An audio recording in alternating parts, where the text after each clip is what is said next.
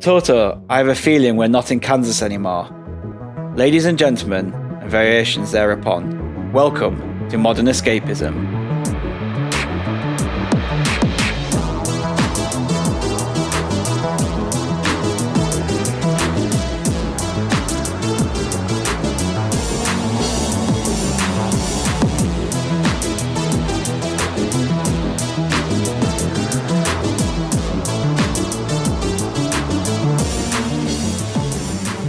That's right, listeners. We are indeed not in Kansas anymore because for the first time ever, we're together in the same room.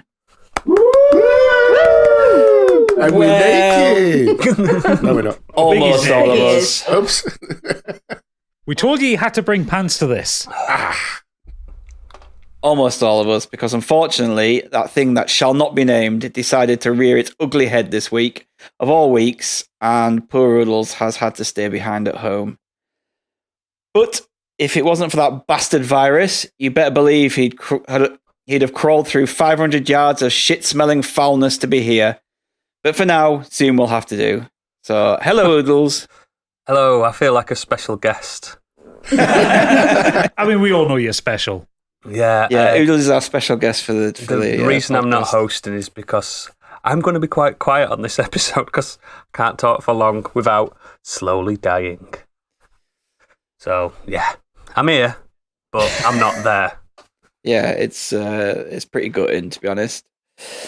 But we power on, and also joining me is a man who just wanted to go out to the coast, get together and have a few laughs, but ended up having to throw Alan Rickman off a skyscraper. It's Biggie. Hey. Next up is a woman who, despite holding a position of great importance, still takes the time out of her schedule to sport her new golden bikini. It's Candy. Hello. And finally, it's a man who, despite his lovable nature, will not think twice about leaving a horse head in your bed if you cause him an editing nightmare. It's Gadget. Oh, you're all going to suffer for this weekend. Yeah, this one is going to be fun. We have a room full of people, Oodles at his house, and a constant echo of myself in my ear. That's not off-putting at all. But anyway, before we crack on, I will go through the Patreon stuff and try to sell you some of our lovely wares. Anyway, if you head over to patreon.com/modern escapism, you'll find our Patreon, and on there you'll see all the extras stuff that we do. For £5 a month, Modern Escapees, that will get you an extended edition of this episode every week, as well as at least one monthly special and any other specials we do. If you are into Dungeons and Dragons podcasts, we do an actual play podcast called Do Dragons Dream of Scorched Sheep? And for £5 a month, you can get ad-free early access of those podcasts, as well as any artwork, music, character sheets, maps, and anything we put together for the show, as well as the ability to suggest NPCs and items for Gadget to use in the campaign. But for £7.50, the Biggie Bundle, that gets you everything. Everything. And if you are a backer of the Biggie Bundle or Scorched Sheep, you'll have had I can't deal with this at the moment. You'll have had our excellent Treble Went Down to Fix a song that Gadget put together for our latest episode, and it was absolutely brilliant. It was so good. And I love that it caught you all by surprise. Mm-hmm. It could be Because Christmas Oodles and number I one. sat for ages kind of working through that, trying to get the tune right, get the sound right, and obviously Pip was a massive influence on the lyrics as well. And there is the Zoom video. I may put it out on YouTube at some point, but if you watch Candy's face when that song is playing, it's hysterical because she looks so happy with herself. I mentioned the artwork. Oh yeah, and the artwork was fantastic that Candy did for us. Oh, thank you very much. If you hop over to our Twitter account or into the Dice and Dragons room in the Discord, you can see it, and it's marvelous. Right. So now that we've done the corporate shilling, we're going to get on to what we've done this week. And we're going to start with you, Biggie. What have you got up to this week? Absolutely fuck all, apart from finishing The Last of Us Part 2. Oh, yeah. Which I completed last night, about midnight. Yay. I have thoughts. I don't know whether to go into them in here or save it for something else. I'm banting around the idea of doing maybe a spoiler cast. Ooh. For part 1 and 2, just to discuss the series as a whole. You've finished both, haven't you? I Oodles? have, and Oodles has. Mike knows... Oh, I don't know why I said Mike. Gadget knows... Oh, just because you're all in the same room together. First name terms now. I've been first named, I'm in trouble. you know the ending, you know how it ends, Yeah, don't I know you? how it ends, yeah. And Candy, you're not sure if you're going to play it or not. I don't mind if I get it spoiled, to be quite honest. It's Because I depressing. feel like if I was going to carry on with it, I probably would have done by now. But yeah, I have thoughts about the game, but I won't go into it today, I don't think. It's a good series to do a little overarching podcast over, to be honest. Bit late, Yeah, but why not? Yeah, I just think, no, just as like a discussion piece, talking about that. Maybe if we have a guest, maybe come on. I have an idea for someone to come on. Yeah. And talk about the series as a whole and thoughts about the plot, the ideas, etc. And I mean, overall, it's a great game. It's incredible. I spoke quite a bit about it last week, so I don't want to go too much into it. It certainly ended in a way I wasn't expecting. But yeah, brilliant. Really great work by Naughty Dog. Interesting to see if they do a third one. That isn't really giving anything away. I just wonder if they're going to do more with that world. But yeah, that's about it. And apart from a 3-4 hour journey down to here. Yeah, I don't want another one, personally. Same. I think it's leave it as it is. Do something new. Yeah. Give us some new characters. Give us a new world. Would you play a game of The Last of Us with different characters in the same world? Like, do you think there's more stories to tell in that world? I'd play They've it covered quite a lot with 1 and 2, haven't they? I'd play it in a different country. I want to see what the rest of the world's getting up to. That's true. Yeah, They are actually rebooting it as well, aren't they? The original one. What? Are they? Yeah, they're rebooting the game. Yeah, I've heard that as well. Why? Yeah. Money. We've got a TV series coming Doing as a well. I think remake. that's probably They're just why. doing I a- think it's to kind of put like it a in. the HD same- remake out there. I think it's a ground up, from the ground up. Like, Yeah, but like a remake, it's not like going to be a Yeah, brand new it's not story. rebooting. It's just going to look better. I heard it was an actual reboot. oh. Fuck that. Right, you've got 2 big series, Uncharted and The Last of Us, and Yeah. Crash Bandicoot, I guess, but no one likes Crash. Let's not forget Jack and Daxter. They're in there. Yeah. But yeah, let's have something new, Naughty Dog. Come on. Disrespect. Gadget brought up a good point pre-pod about the atmosphere of the game and the climate that we find ourselves in at the moment. And it is a bleak game to play. That was, It's- I mean, that was my issue with it. That's why I kind of fell off it. Not because I think it was a bad game in any way or they would do it telling a bad story, but it came out September last year, and that was just as we were kind of like approaching the second lockdown, Yeah. and it was just so depressing. I get it's a depressing game and it's a sad subject, and that's all fine. That's like the art that they want to say, but just like at that time for me, it was just like I can't do this.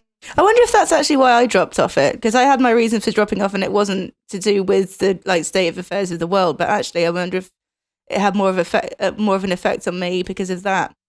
There was a delay in releasing it at first, wasn't there? Because It of was that. supposed to be like May, I think, or June or something like that. But yeah, they did push it back to like September. It had the opposite effect for me, where I felt like the world around us wasn't half as bad as the world in that game. So Which is very true. it made me feel a lot better. Did it give you the modern escapism you needed? Yeah, I was like, right, I will be able to tackle whatever's happening outside due to that game giving me the chops to be able to do it.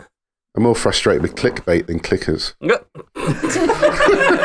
Jeez. Yeah, if Biggie has to click on stuff, we all know what happens then. Yeah. But yeah, I mean, that's it for me. I just think maybe we'll see. I don't want to go into spoilers because the game is still out there for people to play.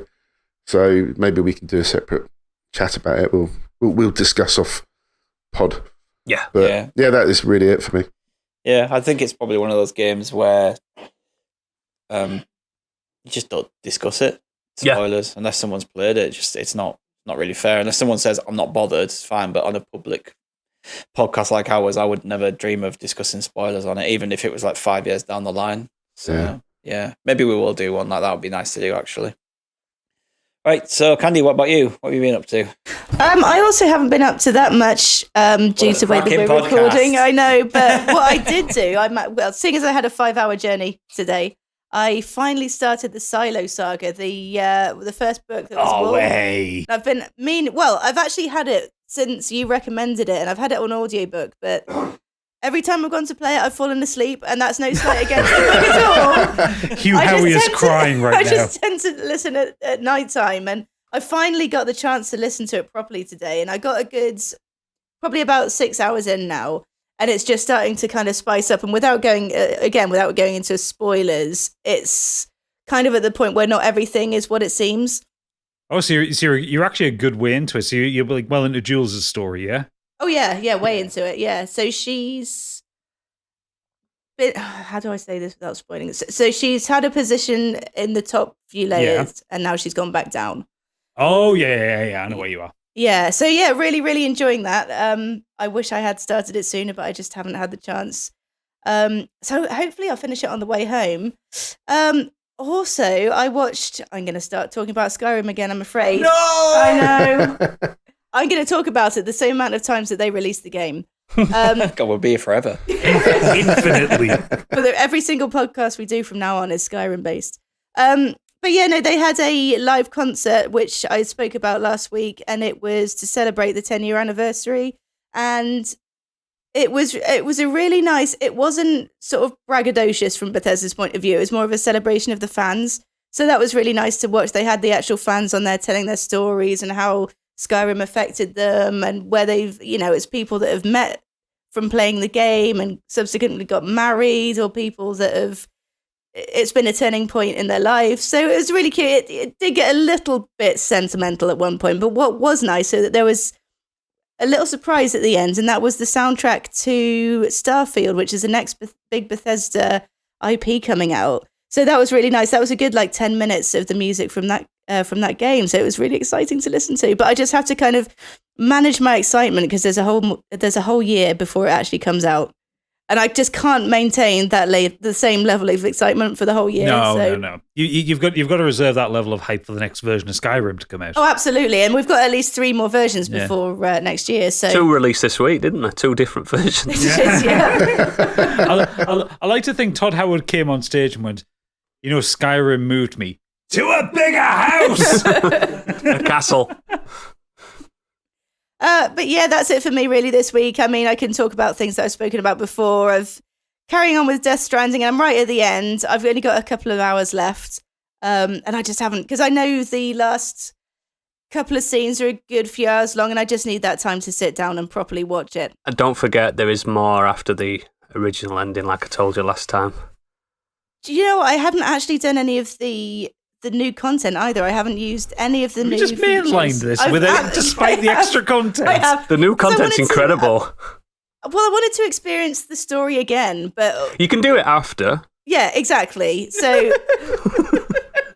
love the fact that Hideo Kojima's put out all this new content, and Joe's just like, mainline it. I don't want new content. I want the old content, but better. Mainline candy.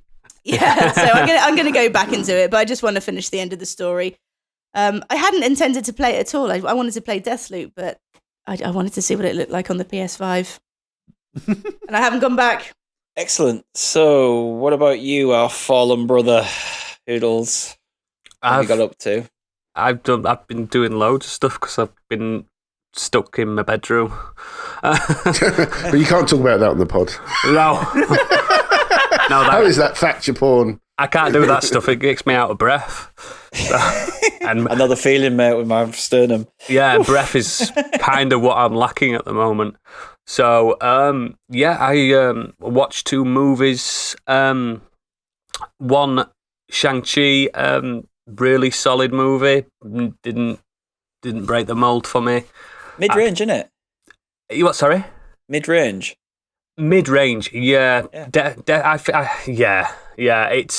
It reminds me of a Phase 1 Marvel film, a decent Phase 1 Marvel film, but just there's something. It's the end. The end. I just think it's a bit. I like the beginning bits, San Francisco, and then is it Kowloon they go to? I like those bits. I like the more martial arts, the Jackie Chan inspired bits. You can tell, you can see that Jackie Chan, his team, the bit on the bus is exceptional. Yeah, those are the bits I like. The bit on the bus, the bit on the scaffolding, that kind of more grounded stuff. Yeah, I enjoy a lot more. And I've said this before, but as a Marvel apologist, the big CGI fight at the end just felt cold. It's crap. Yeah, it's just crap. It doesn't do anything exciting or new. And then the link to the actual MCU is fine. I knew that's what the link would be because I know the books. I knew what the Ten Rings represent and stuff. There's some surprise characters in there that I was like, oh wow. That's always nice. I'm not spoiled that. But yeah, it didn't leave a bad taste in my mouth. Same with Black Widow. It was just there. It's just a nice little romp. A film I did watch today called, it's so generic a name, I forgot it. Red Notice, I think it's called. Oh, I've heard this is great. Starring everyone's man crush Ryan Reynolds and everyone's other man crush Dwayne Johnson and everyone's just crush Gal Gadot. This film sucks. It is a no. It's got some gold in there. Ooh, it has got some gold. I've heard no but bad things about this. Oh, it's not good, mate. But it's got some gold in there. I was trying to bury the lead a little bit. You can tell they're trying to build this new espionage franchise. This. Ocean's 11 meets Fast and Furious. If you don't like Fast and Furious, you won't like this film. Well, Biggie, wear out. Because it is basically a Fast and Furious film. Through and through. We need another one of those. But that's what it is. It's got those jokes where they need to be. For fans of Fast and Furious, I think it's a solid 3 out of 5. But for people that really don't like those franchises, you're not nothing's gonna change your mind. It's like, imagine, remember Ocean's 11? I think Ocean's 11's a fantastic film. Yeah. Ocean's 11's like, for me, the pinnacle of a heist film. Yeah, it's absolutely superb. This is trying to do Ocean's 11 for about half an hour. Ugh. Then it does Fast and Furious. And there's its problem. And then it does Indiana Jones 4. Oh, whoa. No. Yeah, so basically, you know how the world loves Ryan Reynolds, right? Yeah. I think if you do a breakdown of the films he's done a lot more shite than good. Oh, he has done some films. stinkers. Have you seen Six Underground? I was going to say 6 Underground. That's awful. Yeah, couldn't even finish it.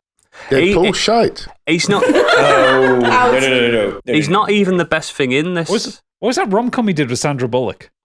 Oh, Deadpool 2. Just 2 weeks' notice, was it? Something like that. Yeah, that was god awful. He's not the best thing in it. I think The Rock's the best thing in this. He's the best thing in most things. He's really enjoying himself. Gal Gadot could have been anyone. What, specifically Gal Gadot could have been anyone? Anyone could have played that role. Anyone could have played that role. I'll be honest. Okay. I think the only part she's ever nailed is Wonder Woman. Yeah. Every other thing I've seen her in, she's not great. So are you telling me that like her life's work has not kind of revolved around playing Giselle in Fast and Furious? Thank you. She's basically the same character as Fast and Furious in this. So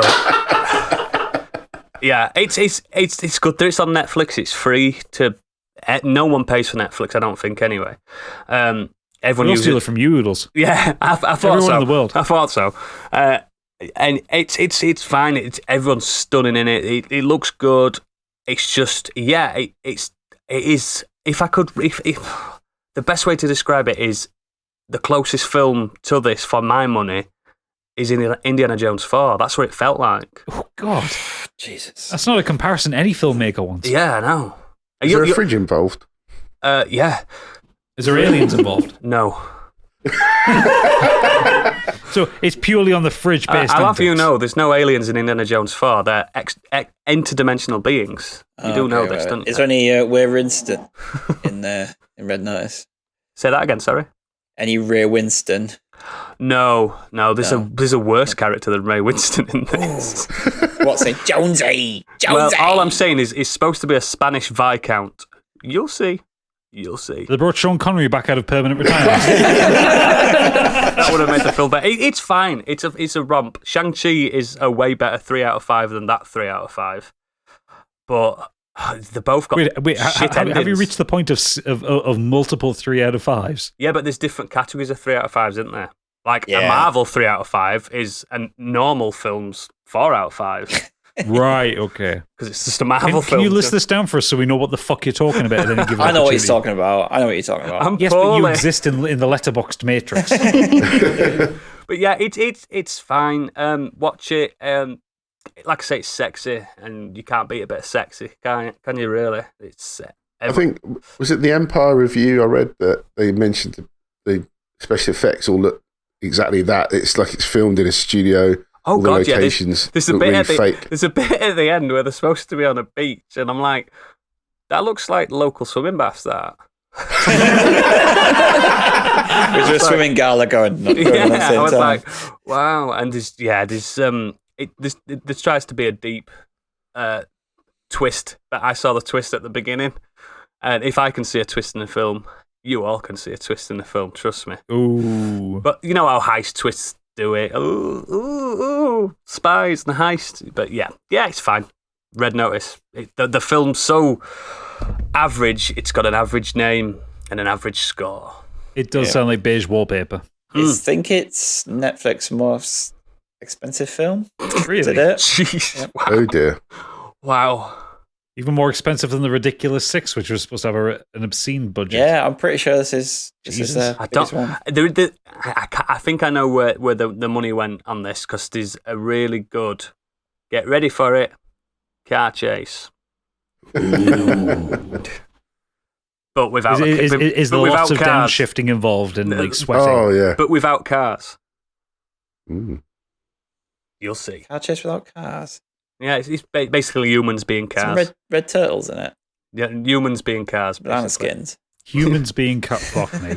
So basically, it's a chase, but it's like choreographed like a car chase, but it's on foot. So there's a foot race in it. What are they doing? Shifting trainers or something? You'll know So exactly. someone's running away. You'll know You exactly really are which real. bit I mean. You know exactly which bit I mean. Trust me, and you'll be like, "This is a car chase, but just with people on foot." It's how it's choreographed. Are they running around going? More or less, yeah. Lots of thudunk you'll as they see it. downshift. You'll see it. You'll see it. But yeah, I've been playing some games and stuff, but some I'm not allowed to talk about. Others I don't want to talk about. Oh dear. So yeah, that's my way. Also, yeah, I'm dying. Bless you. Rip. Yeah. You did watch The Harder They Fall, though, didn't you? Yes. Did you like that? Oh, yeah. Good, That isn't it? was not really a good. Everyone letdown. should watch that. That is Really? that is a slick ass film. I did like that screenshot that you posted with the train car with C.A. Bozeman Yeah. written on the Yes, side I of it. forgot to mention that last week. There's Yeah. a nice little There's loads of tribute little to Easter eggs Chadwick like that. Boseman in there. That is a great film that'd make. As I'm watching it, I'm like, this is the most graphic novel film I've ever seen.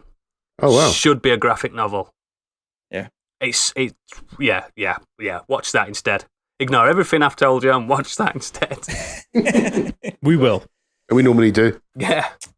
Right. Thank you very much, Oodles. On to you, Gadget. What have you been up to?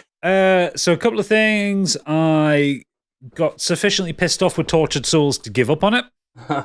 Tormented Souls. Tormented Souls, that's it. I tried to warn you.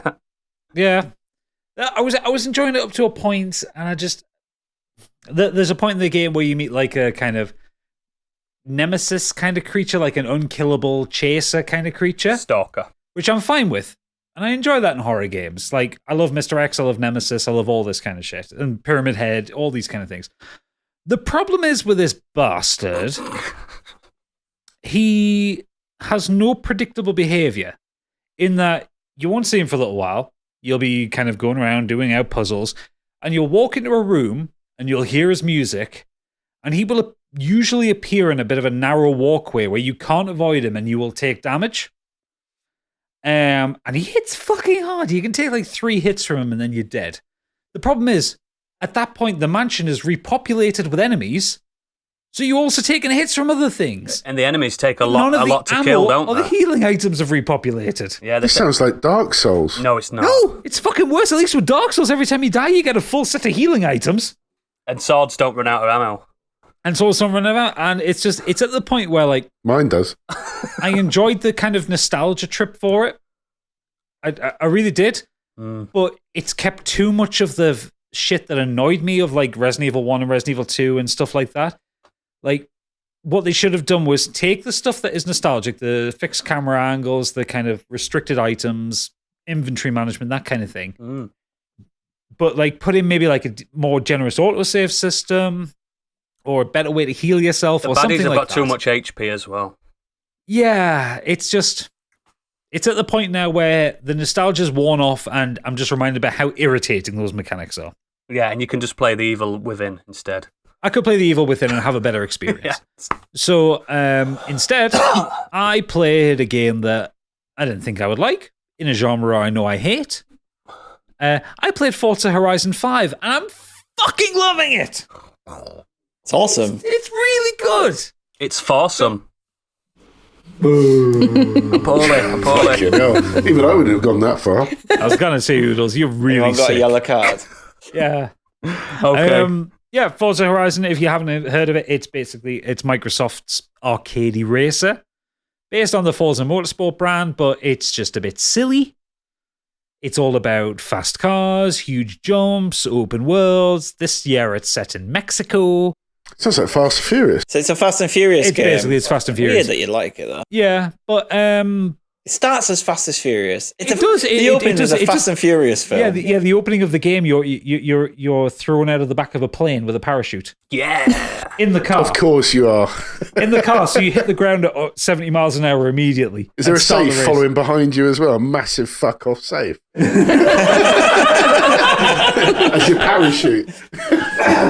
That you disrespect Fast 5. Oh, no. The thing is, unbelievable. It's gameplay wise, it's pretty much identical to Forza Horizon 4. Which I kind of enjoyed for a little bit, but I kind of fell off early on. This one, I'm really enjoying. I'm enjoying barreling around Mexico as fast as I possibly can in a ridiculous supercar. Like, there's nothing realistic about the game. I mean, for starters, in my garage, I've got a fucking mid-90s Escort Cosworth. Sierra Cosworth, rather. I would never have that. Rare as fuck car. Yeah. But you wouldn't drive it either. No. You're turning into Paul Walker before my eyes. I was going to say, it's just really, it's completely unrealistic. It is like a Fast and Furious game. Like, I went into photo mode as I was like, went off a jump and was like 100 feet in the air. That's a great photo that you posted. The photo mode is excellent. I went up the highest mountain just so I could get a picture of the car on the mountain and then a picture of me going down the mountain. And it took me fucking ages because it's really steep, so your car just keeps rolling back down. Like there was one of the kind of the Horizon Festival event things where you had to drive into an active volcano. Oh wow! And as you're driving back down the other side, it's like starting to erupt and it's like rumbling. And that it's just like get down the mountain as fast as you can. Is there any collateral damage? No, none of that. But it's really quick. It's got it's what I appreciate in a racing game. It's got a really good impression of speed. Like, you really do feel like you're driving very fast. So it's not Fast and Furious. No, it is actually fast. It's the first game I've ever played, well, maybe since Death Stranding, which feels photorealistic. Yeah, it does look incredible. And I'm playing in performance mode as well, so I'm playing it for the 60 frames a second. It's not even the best lower resolution. Yeah, it's not even the best graphics, is it? No, and it still looks incredible. Wow. A lot of people thought Mexico's an odd choice for the game as well, but apparently it's really good. Mexico's got a really good choice as well. It's got a good ecosystem. I think that's because Mexico. You have this inherent bias from American cinema, where Mexico is just a fucking yellow desert. It's not, and it's not. Like, one of the opening sections when you're having cars dropped out of a plane is you're in a rally spec Porsche 911 barreling through the jungle, and it's really fun. People forget that there's snow in Mexico. Exactly, yeah. Like, it's a more cosmopolitan That's called country cocaine, than American isn't it? cinema would make you think. That's Cuba. Yeah, there's jungle, there's just normal kind of desert roads. You get sandstorms. Like I said, the mountain I went up, there's snow at the top of that. There's rocky mountains, there's rocky hills, there's all different kinds of terrain. So like obviously when Forza Horizon 4, the novelty was it was in Britain. That was quite fun if you're British. But when you think about it, Britain's pretty bland. We have fields and woods. It's just green, isn't it? It's just green. Yeah, and a few hills. But like Mexico has all these different terrains and everything. So yes, it's a bit of an extension of 4, but it's more fun. I think as well what they've done is they've really refined the mechanics of 4.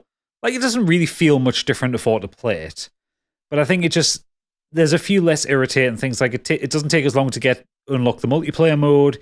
You get a pretty consistent amount of XP and unlocks as you kind of start the game.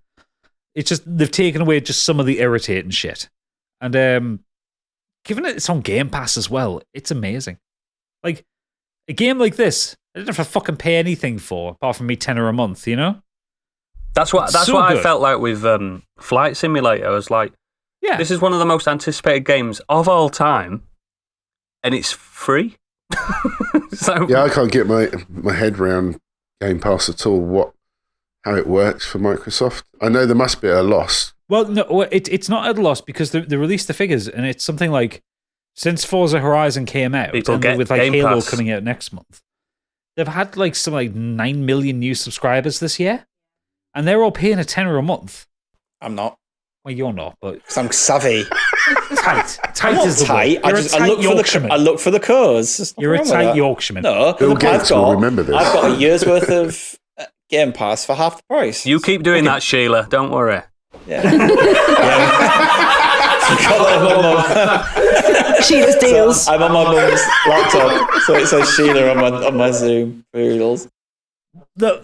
Okay, so the point is, if you take it, they've added 9 million new subscribers. If you assume half of them are paying full price for it, you know that's a ridiculous amount a month that they're bringing in, and it's proving at this point that the Game Pass model does work because this is just new subscribers. Like I've sold my Xbox, but like the thing that would get me back, you're probably still paying for Xbox Game Pass. I'm not. I cancel it straight away.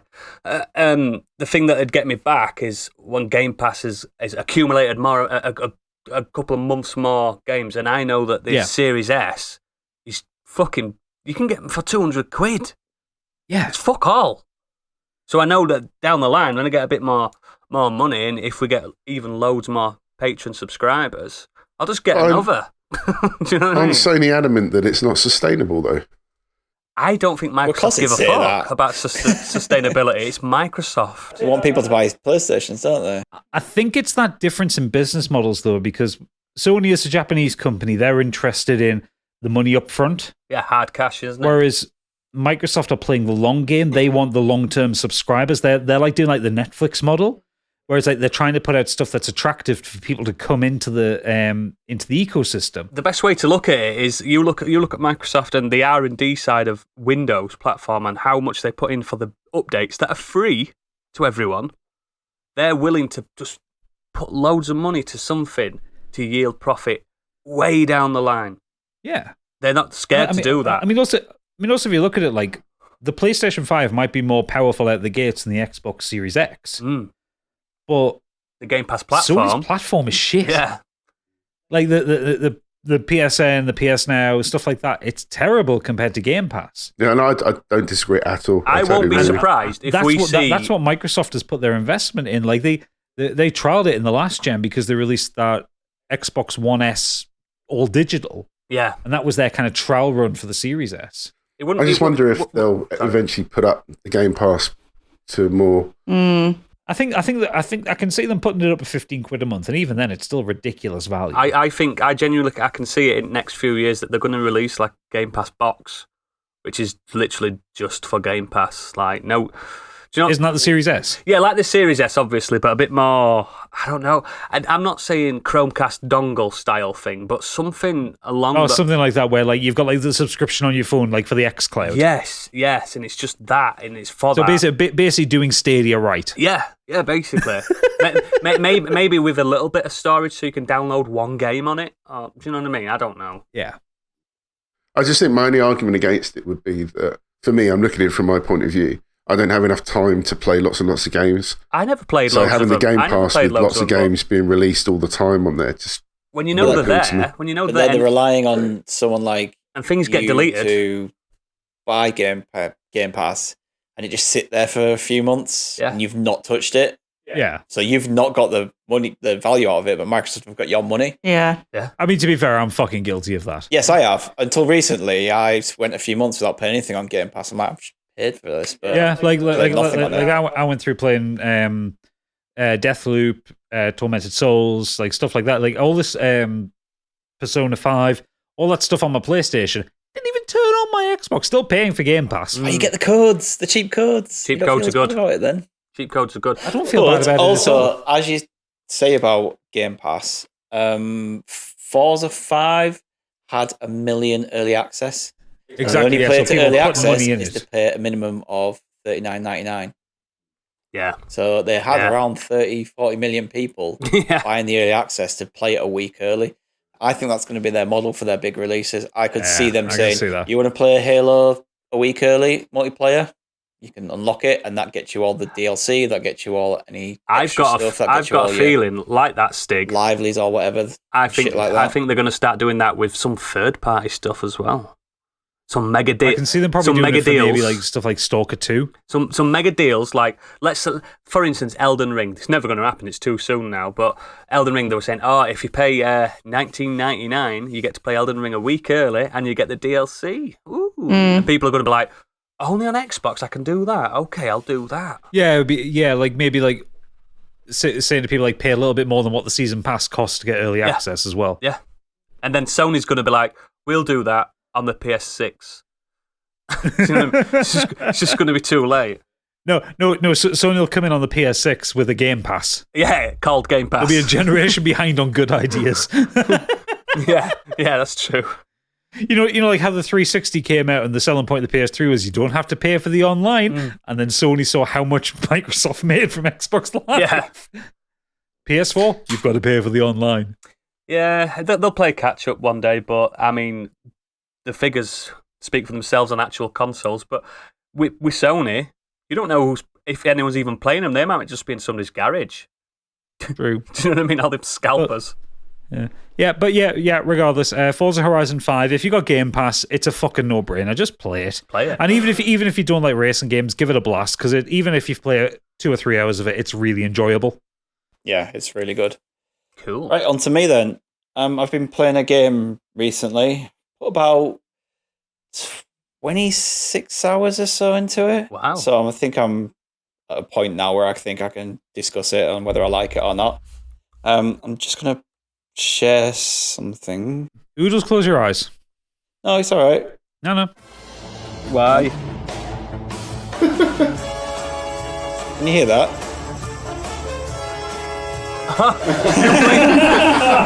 You playing Dragon Quest? I have been playing Dragon Quest 11. Ooh, I'm interested to hear Are you playing the S version? I'm playing the game on Game Pass. So I'm absolutely gutted you're not here for this, because I really wanted you to be in person to say this. Oh no! But yeah, I've played Dragon Quest, and Hang on. Why are you playing it? How did you get onto that?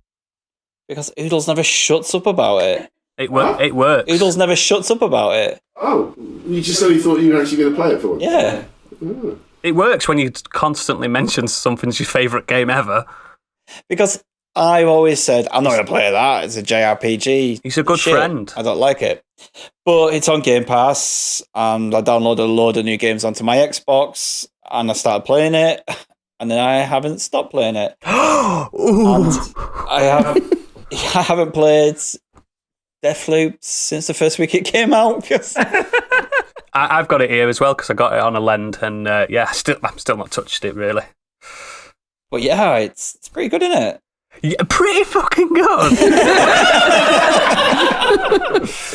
It's really good as baby's first JRPG, isn't it? Yeah, last week we did a show on gaming soundtracks. Yeah. This got a fucking incredible It does have a soundtrack. really I told good you. soundtrack. I told you. So good. And I was like, I can't talk about it last week. Oh, wow. Because I want to talk about the game this week. Oh, Wow. Honestly, I've got like notes here as I've been playing it.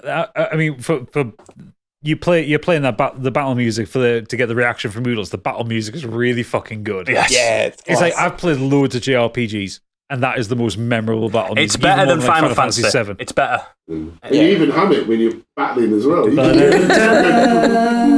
It's so happy. It's like major key and everything. It's glorious. It used to be I've been humming it in life away from the game. That and the music from the towns. It and used to from be my the alarm open clock on a morning, vistas. the battle theme, and it gets you pumped. I mean, it is now confirmed Stig is a weeb. No, not Oh, with man, Dragon that Quest, because was a Dragon bit of Quest a is a weep. cultural like cornerstone of gaming. It transcends JRPG. Like I said The to Stig, cultural cornerstone of gaming for weebs. No, see, I think Dragon Quest doesn't have that same it hasn't. feel and look of. Oh, look how he's changed. He's right. It doesn't though, it's have not. the look of like a Persona. Yeah, it's not like Persona. It's not Golden Cloud. It's not pervy. So I'll talk about the stuff I like about it, Yes. shall I? Yes. Go on then. So the music is brilliant. Yep. The world is fantastic. It looks amazing. It's gorgeous. Like, just outside of the character creations, like the actual world and the environments look incredible. Yep.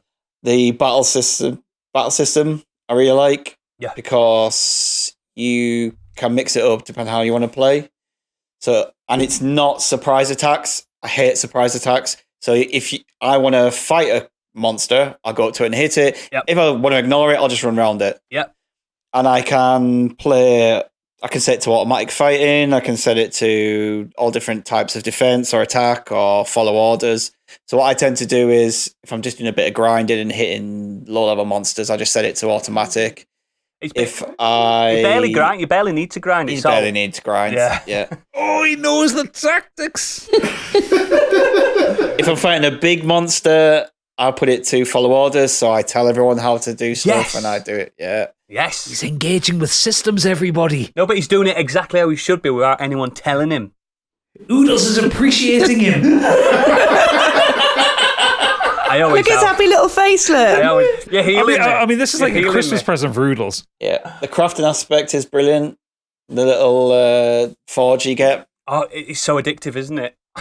But what I really like about that is if you don't have a specific part you need, you can buy it. You just buy it there and then. So you're not running around looking for, I need one piece of silver. Where the fuck do I get this from? Mhm. It's like, I'll just buy it because spending 200 gold on a piece of silver to make a piece of armor that will cost you 2,000 gold makes sense. Yeah. So I really like that. I really like the characters. Who's your favourite so far? I've got Eric, Yep. the two sisters, and Sylvander. Silvando, baby. Sylvander is amazing. He's incredible. Incredible. I've And he just gets done better. the fight tournament. Ooh. So that's about you're where I'm getting at the moment. new goodies soon then. Yeah, so I've just done all that. Oh, fuck. Oh, he's so happy with Dragon Quest. His chest is set off. Needs a phoenix down. No, it's not a phoenix down in that. It's a resurrection vial. Nerd! Oh, sorry, that was a bit... My chest just... Ugh. Drink it off. So yeah, I'm really, really enjoying it. I'm going to play it through. I'm probably just going to mainline it. There's a lot of side quests. You don't have to do the side quests, yeah. I might do them if I can... If they're on the way, but I'm not going out the way to go from one end of the map to the other to do I do them, need to warn you of a thing. So you can do the main quest and get the credits and stuff without grinding and stuff like that. But then there's the 50-hour end game content, which is for like if you are into that kind of grinding and. No, we'll see. I like the storyline. You don't have to do I it. like where it's going. I like the what's going on. I'm on a I'm on a ship now, or have I just Yeah. So Yeah, you've flying left around on a Gallipolis. You've left Gallipolis. Yeah. You've left Gondolia.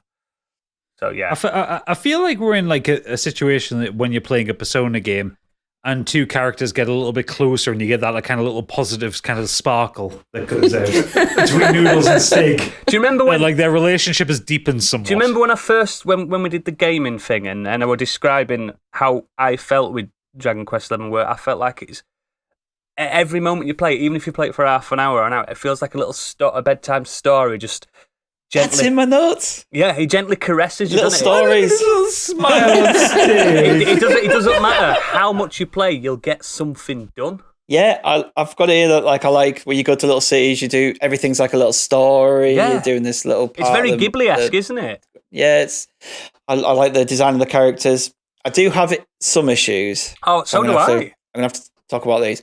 First off, I don't like all the monsters. I think some of them look absolute shite. The carried over from the original game.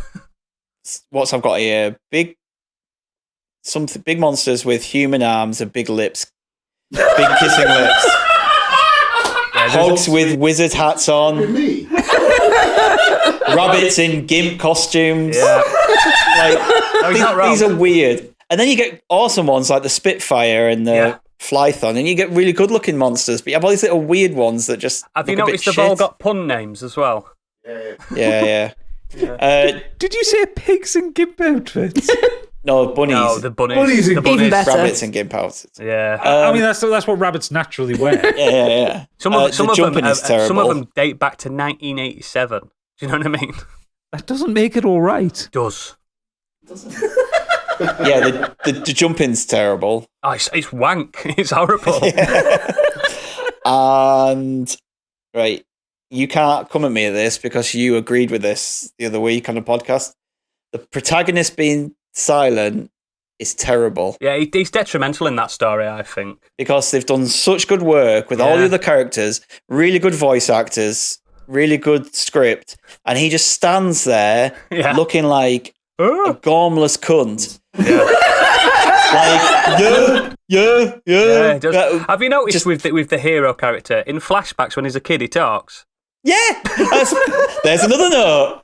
How is it that he talks when you got flashbacks, but he forgets in the actual thing? He's just stood there like, "Oh, Stig explains this." Yeah, it's like, no, just why didn't they do? It's weird because in some Dragon Quest games, the main character has spoken, but for some reason, since they've done 3D ones with voice acting, they've just given them no dialogue whatsoever.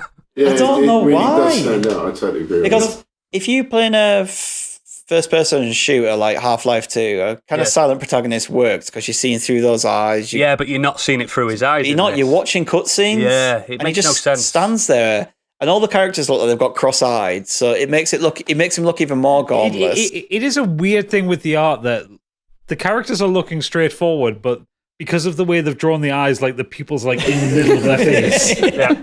It does look like they're like that all the time. It does.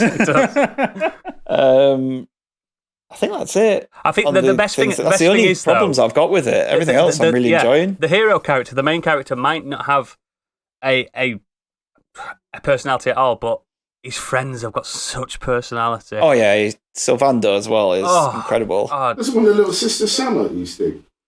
No, Stig's. There is a character in this game that's basically got mine and Stig's accent. One of them sounds like Candy. Yeah, yes. The village is starting. Gemma. Just sounds like Candy. You want Baba?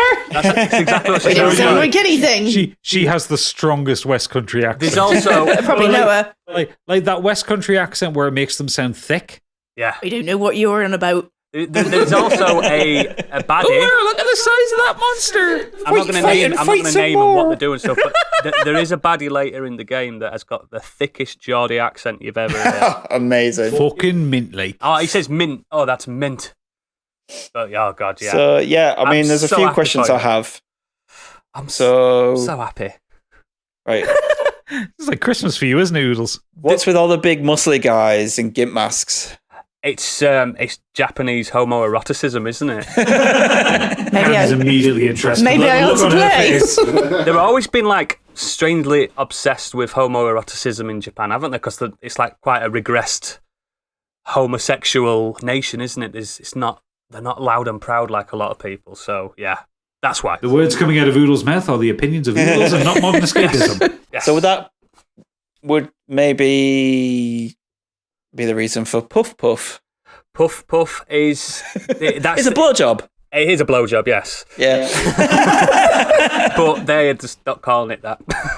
It's just done very tastefully, isn't it? Yes. You walk up to a woman on the street and she's like, I give the best Puff Puff in the land. Says, do you want a bit Do you of want to Puff come Puff? with me? And you click yes, and it goes all dark, and it comes back up, and she's just like, oh, thank you very much for letting me give you Puff Puff. And you're like, Yeah.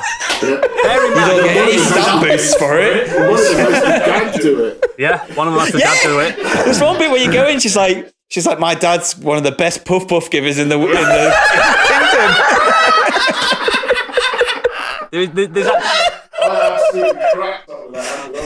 There's actually a podcast, a Dragon Quest podcast called Puff Puff Hour, and their intros.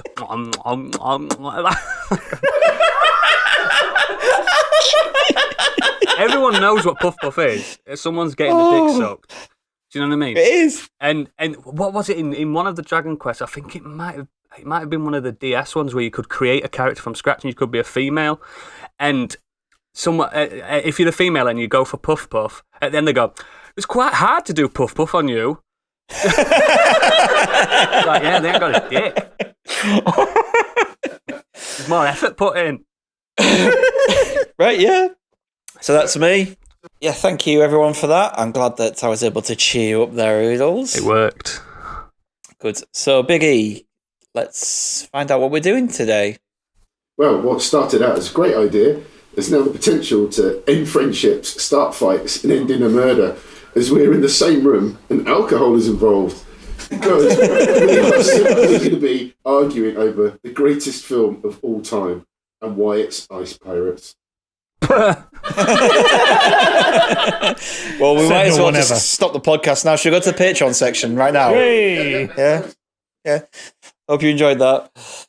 No, so we're going to do like we've done before with the biscuits and the games. We're going to draw the films out of a hat. Everyone's going to do a little pitch about why their film is the best, and then we're going to vote on what goes through to the next round. But because there's 5 of us, we're going to have to do a preliminary round Pulmonary. first to level out the standings. So I'm going to draw the names out of a hat. It's a literal hat. It's a literal modern escapism. It's a modern escapism hat, which you can find on our merch site. So if you go to our website, Reasonably priced. www.modernescapism.co.uk, you'll find a link to our merch shop. Oh, he's ever corporate, isn't We he? need us. But do buy stuff though. Yes, excellent. We're all sat around wearing our modern escapism gear. I've got my modern escapism thong on now. Right, so I'm going to draw out the first film, and it is The Dark Knight. From Candy. This isn't a car. And we're going to do who it's against first. Yeah. Do who it's against. It will be against Goodfellas. Ooh. Fuck. So, Candy, tell us why The Dark Knight is the greatest film of all time. Right then. Well, I've spoken about this on the pod before. And like I said before, I think it's not only one of the best superhero movies of all time, but it's just one of the best films of all time, I think. And I'm going to go straight in with what I think makes this film so special to so many people, and it's Heath Ledger's performance as the Joker. The whole supporting cast are wonderful, but his performance, it's just outstanding. He took what was already a dark role, and he and Nolan took it to absolutely another level. So not only do you have the kind of comedic flamboyance that previous Jokers brought, but he also has this like sadistic kind of psychopathic mastermind side to him, and he really gets under all the characters' skins.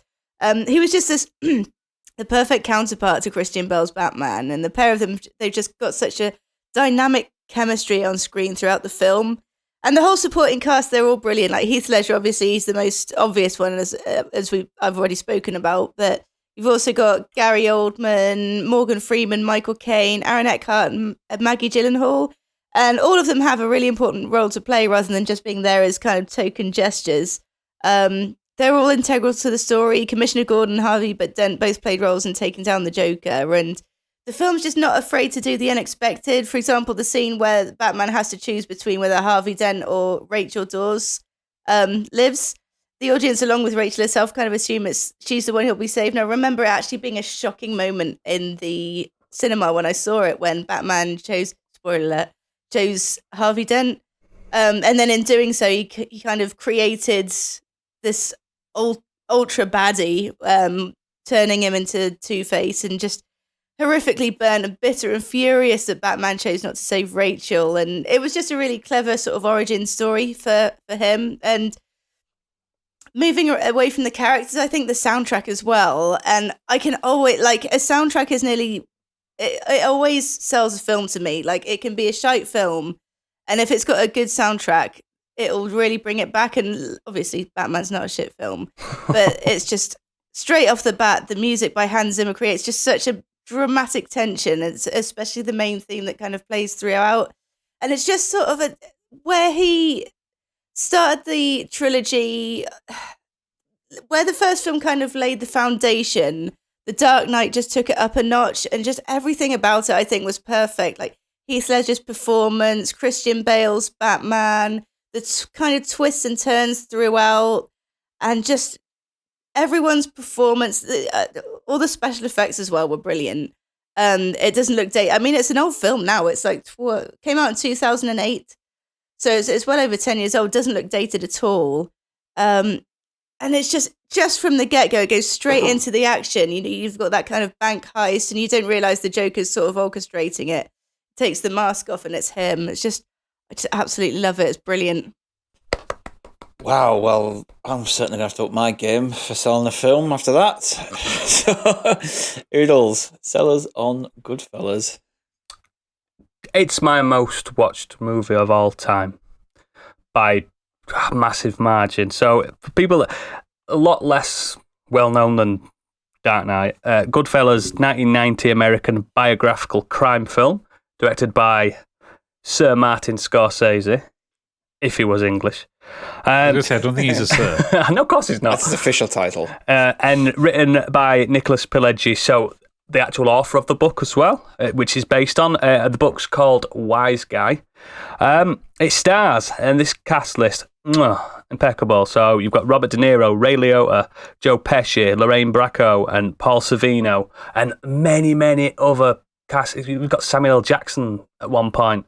It's basically the life and times of wannabe wise guy and gangster Henry Hill, who unfortunately is not full-blooded Italian, so he's got Irish blood, so he can never be what they call a made man in the mafia, in the Italian mafia, but he can be as close as his blood lineage will allow him.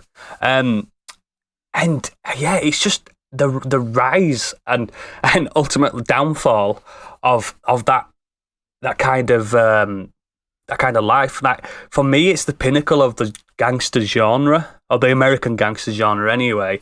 They're a lot different to how British gangster films are done. American ones, they glamorise it, and especially Scorsese. Scorsese wishes he was a mafia don.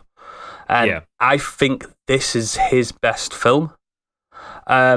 It's just got great music, and the music changes throughout the film because of he's getting older and times, and ends up getting into the early 90s and stuff like that. And it's just, it was quite a low budget film. I think it was like 25 million or something like that, and originally grossed at box office 45 million. So not incredible by that imagination, but critically, it's got like a 96% on Rotten Tomatoes still today. It's won many, many, many awards, and it was, I think, known as, it's in the top 100 films of all time. So is Dark Knight, but it's just, like, I'm a big fan of these crime dramas, and this, for me, I mean, I don't know if you guys have all seen it, but I think Goodfellas it doesn't feel like it's 1990 that it came out, apart from everyone's fucking hair. But it's like, it's my first time I remember seeing Ray Liotta in a leading role. I know he probably had done stuff before that, but he's perfect in this. There's the scene, you're talking to me, I'm a clown, like I'm a clown funny. You know what I mean? Joe Pesci not being the sticky bandit, the wet bandit, actually being the most terrifying 5'2" man in the world. And yeah, he's just good. De Niro's impeccable in it as well. And there's a narration shift in it that I've not seen done before that point. And like it changes from Henry Hill's wife and stuff like that, and Paulie and stuff, and other gangsters. It's just so fucking good. I think when it comes to gangster films, this is the one you have to watch. Because they're not all brilliant. A lot of them are, but this is the one you have to watch because it's the one it's still got a nice sprinkling of comedy. Like the film opens with Joe Pesci stabbing the fuck out of someone in the back of a car, and you're like, how the hell did they get to that moment? Oh, you'll find out. And past that, do you know what I mean? It's so good. I think it started the cliche, "This is me. You may be wondering how I got here." It starts that, but in a cooler, slicker way. And yeah, it's just I just adore everything about it. Don't watch it if you're hungry. Don't watch it if you're trying to quit smoking. Don't watch it if you're a bit squeamish. It's not for the kids. It's definitely an adult film. There's a lot of swear words in it. There's a lot of words that you don't want to hear, but it's a sign of the times, and I think it's a 10 out of 10 film. And the book's good as well. So, yeah, that's my pitch. Wow. Well, I love both of these films, so this is going to be a very tough one for me. But I'm going to go to Gadget first. Well, the simple fact is I've never seen Goodfellas. You're doing yourself a disservice there. I know you can add it to the list of excellent films I haven't seen. But also with The Dark Knight, like, I love the Batman films, generally speaking, even the shit ones, because you can watch the Joel Schumacher ones and laugh at them quite heartily. Yeah. But I really, really love Heath Ledger's interpretation of the Joker. And the Joker is one of my favorite villains of all time. Not because I'm one of these like random internet people that identifies with them on any kind of because you're damaged, aren't you? But I am damaged, but not in that way. Why are you so serious? I'm always serious. But I like that Heath Ledger took the Joker character, and instead of making him a clown, he took this kind of like almost animalistic attitude towards him, this kind of very unhinged way of playing him. Very creepy. And I think he really got how scary the Joker should be. And I also really do appreciate that a lot of the special effects in The Dark Knight were practical effects. Like if you watch like a making of, you see how that truck flip that they do in Chicago. It's like, and they really did. Like, I remember seeing that at the cinema thinking, that's a really impressive special effect. And then I saw the making of that. That's a really fucking impressive special effect. Well, there's actually no CGI at all in Goodfellas. but it's a very different film. But yeah, Actually, very quickly speaking about special effects, the walk through in Goodfellas through the restaurant when he walks through the door, follows all the way through. One take. Really impressive. I'm sure Goodfellas is a superb film, and I'm sure it's one of the best gangster films of all time, but I haven't seen it, so Dark Knight for me. Makes sense. Just quickly before we move on to you, Biggie, after you've done Fast and Furious, can we do a Gadget Watchers series for really great films? Well, like Goodfellas and Seven. And... yeah, that kind of thing. Sure. Yeah, you need to watch these films. The seminal the films that you have to watch before you die. Yeah. Sure, why not? Great. Right, Biggie. Yeah, it's tough. And actually, I think both Candy and Gadget presented that really well for the movie. Dark Knight is as good as they both say. But I'm a massive fan of Goodfellas. Always have been. I've seen it many times, probably not as many as you. Oodles, but the ensemble cast, the story. I've not read the book. It's really good. I did appreciate it. Was an autobiographical movie in a way, but the acting by everybody in that movie is top notch. So unfortunately for me, unfortunately for Stig, I'm going for Goodfellas. So, yeah, you're the vote, mate. Another quick fact about Goodfellas is it was the first film Scorsese said, "Do you know what? Fuck it, ad-lib what you want." Most of the incremental dialogue is ad-libbed between absolute masters of their craft. So I'm sure that helps Stig immensely. Should have gone first, shouldn't I? You should have. So, The Dark Knight is the best Batman film. Yes. One of the greatest superhero and comic book films ever. And probably the biggest mainstream Batman film ever, I'd say. Easily. It got people who... I've got a best friend who considers it's one of his favourite films of all time. Probably doesn't give a shit about any other Batman film, but The Dark Knight... I will say, apropos of nothing, and not towards your argument either way, but it's amazing how much DC have fucked it. Oh, God, yeah. Considering what Chris Nolan laid down with The Dark Knight, like, this is how you do a dark superhero film. And DC went, no, we're not doing that. It's coming back, though, I think. I think this new one looks good. This Robin Pattinson one looks good. But Goodfellas is generally my favourite gangster film of all time.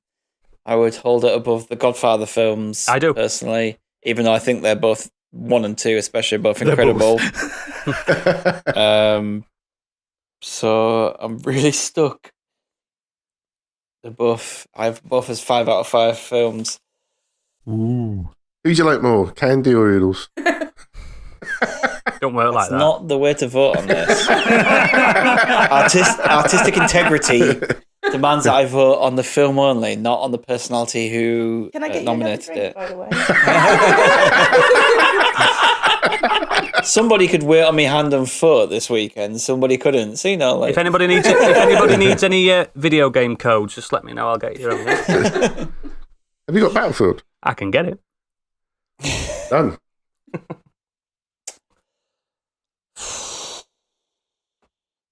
I have to go with Goodfellas. Yeah, you know it. Oh, there's a fight out there. That's because you're a fucking wise guy. It's just, I it's have just a to say, better I film. don't mind losing to Goodfellas because it is genuinely incredible, and I'm not even like a particular gangster movie fan, but it's brilliant. So The thing is that The Dark Knight was my backup film. I do love it. But there are, in my opinion, better superhero films. You're wrong there, but yeah, okay. No, but Oodles, what's on your bio? Your favourite movie? I'm saying that's what I'm saying. The Dark Knight is one of my favourite films of all time, but it's been surpassed in the superhero realm. And my favourite person in The Dark Knight isn't Heath Ledger's performance either. I like Aaron Eckhart's performance as Two-Face. Yeah. I mean, it's literally the only film he's acted in. Yeah, I really like him in that. Bear in mind, Aaron Eckhart was in The Call, Yeah, I know. Yeah. which is one of Pip's favourite films. But I don't think there's a wasted actor in Goodfellas at all. Well, most I don't of them think are there wasted is in by Dark the Knight end. either. It's just- they're both great films. Yeah, It was they're very both 5 out of tough 5s. Tough draw at the Right, beginning. so we've got another prelim round to get through first. And the first film up will be Hot Fuzz. Oh, fucking hell. Sorry, Candy. For the greater good. This is The greater good. Random, but out of a hat. Chat it. Against Back to the Future. Fuck! Shit. So, Candy, Hot Fuzz. Yours is Back to the Future, right? Yep. After you, because I went first last time. She's right. She's right. I didn't. Ooh, fighting talk. Whoa. Shh. It's Check out the big balls on Candy. Hot Fuzz went first. It's just gone up a level. Right. We wrote a lot of prep for this today. I think I wrote too much. Back to the Future. It's a classic sci-fi comedy. It's about a high school student who's sent 30 years into the past with a time-traveling DeLorean. The film was directed by Robert Zemeckis, produced by Steven Spielberg, and it stars Michael J. Fox, Christopher Lloyd, Leah Thompson, Kristen Glover, and Thomas F. Wilson. It is a timeless classic. Well, hey. Yes. It's full of memorable scenes, great music, amazing characters, and no more so than the central duo of Mark McFly and Doc Brown.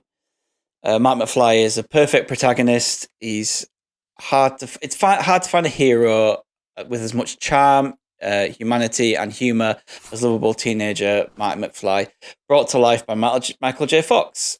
Marty's world is kind of thrown upside down after he has to travel back to 1955 to escape some terrorists. Yeah, and he finds terrorists. And that's the plot. And he finds himself face to face with his loser father. Not to mention caught into a love triangle with his own mother, which all sounds a bit odd.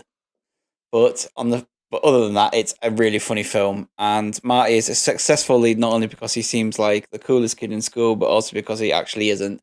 His charm draws viewers in, but his true self is a clumsy, awkward teenager. And then there's Doc Brown. Even though he's this mad scientist architect, he has been around for years in many films. It's hard to find a mad scientist as deranged and heartwarming as Christopher Lloyd's Doc Brown.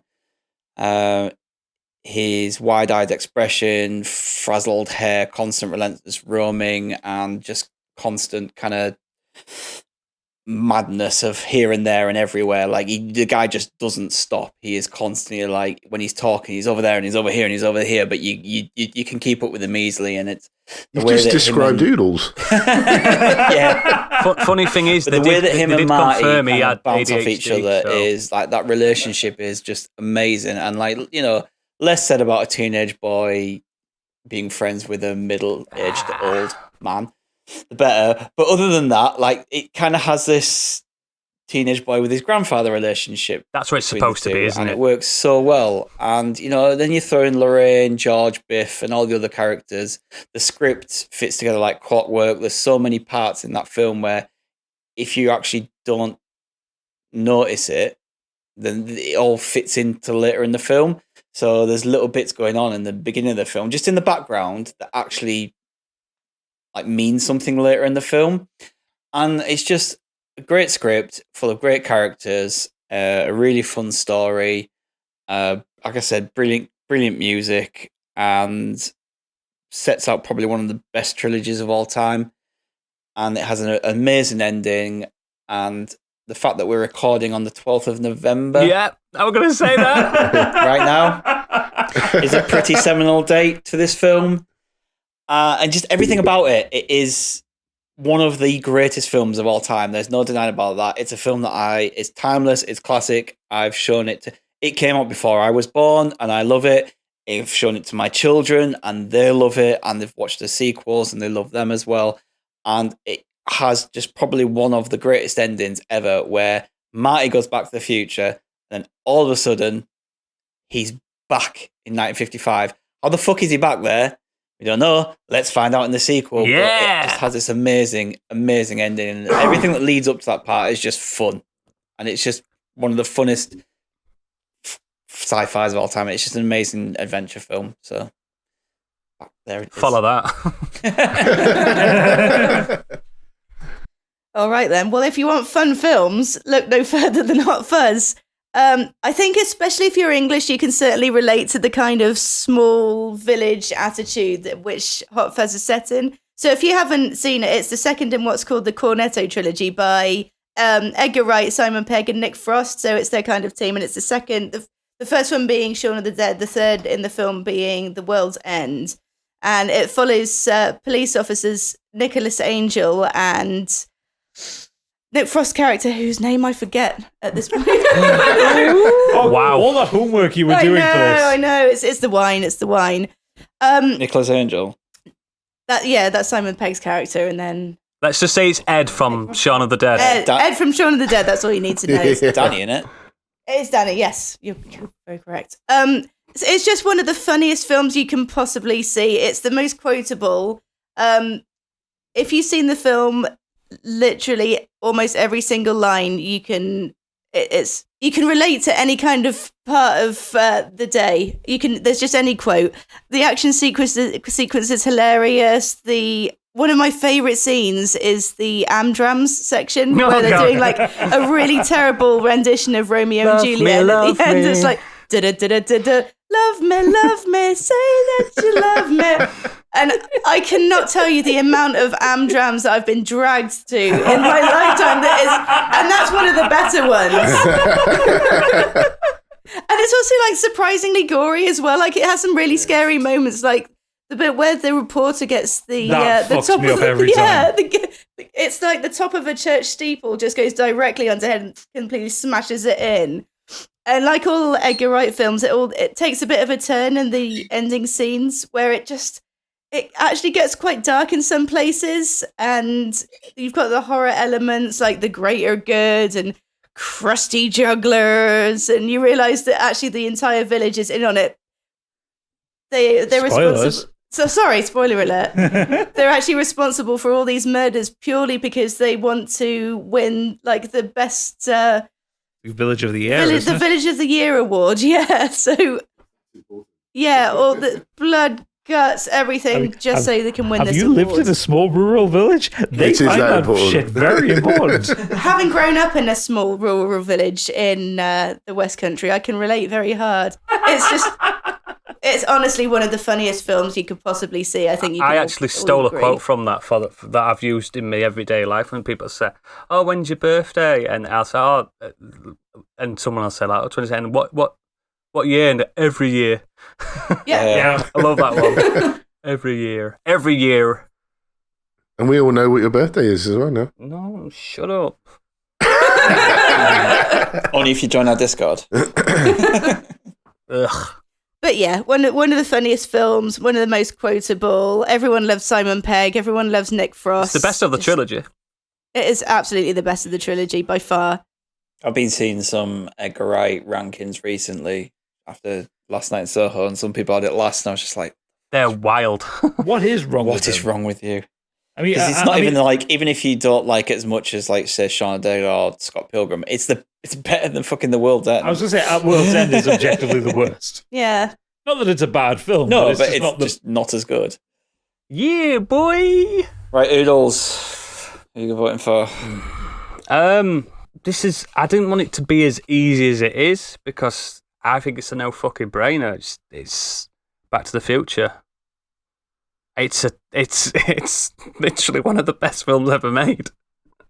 It's do you know what? Because when I first watched Back to the Future, I'm probably about between 5 and 10. You usually watch it before you're a teenager, and there's a moment when I watched it again as a bit older that really it captivated me. Where there's the moment when it's called Two Pines Mall, and then it goes into the past, runs one of the pines over, comes back, and it's the Lone Pine Mall or something like that. Like, that's a big moment. But There's so many Easter the eggs in that fucked up film. thing is, though, Brilliant.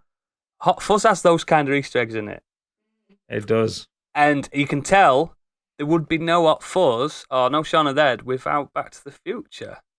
You can tell. You can just tell. It's kind of there's something there. There isn't a homage to it. I know it's not the same genre and stuff, but there's a lot of film how he's filmed it like that. There's a lot of Easter eggs. That's what we call them now, but we used to call them Easter eggs and stuff. But I do love Hot Fuzz, but you can't. It's Back to the Future.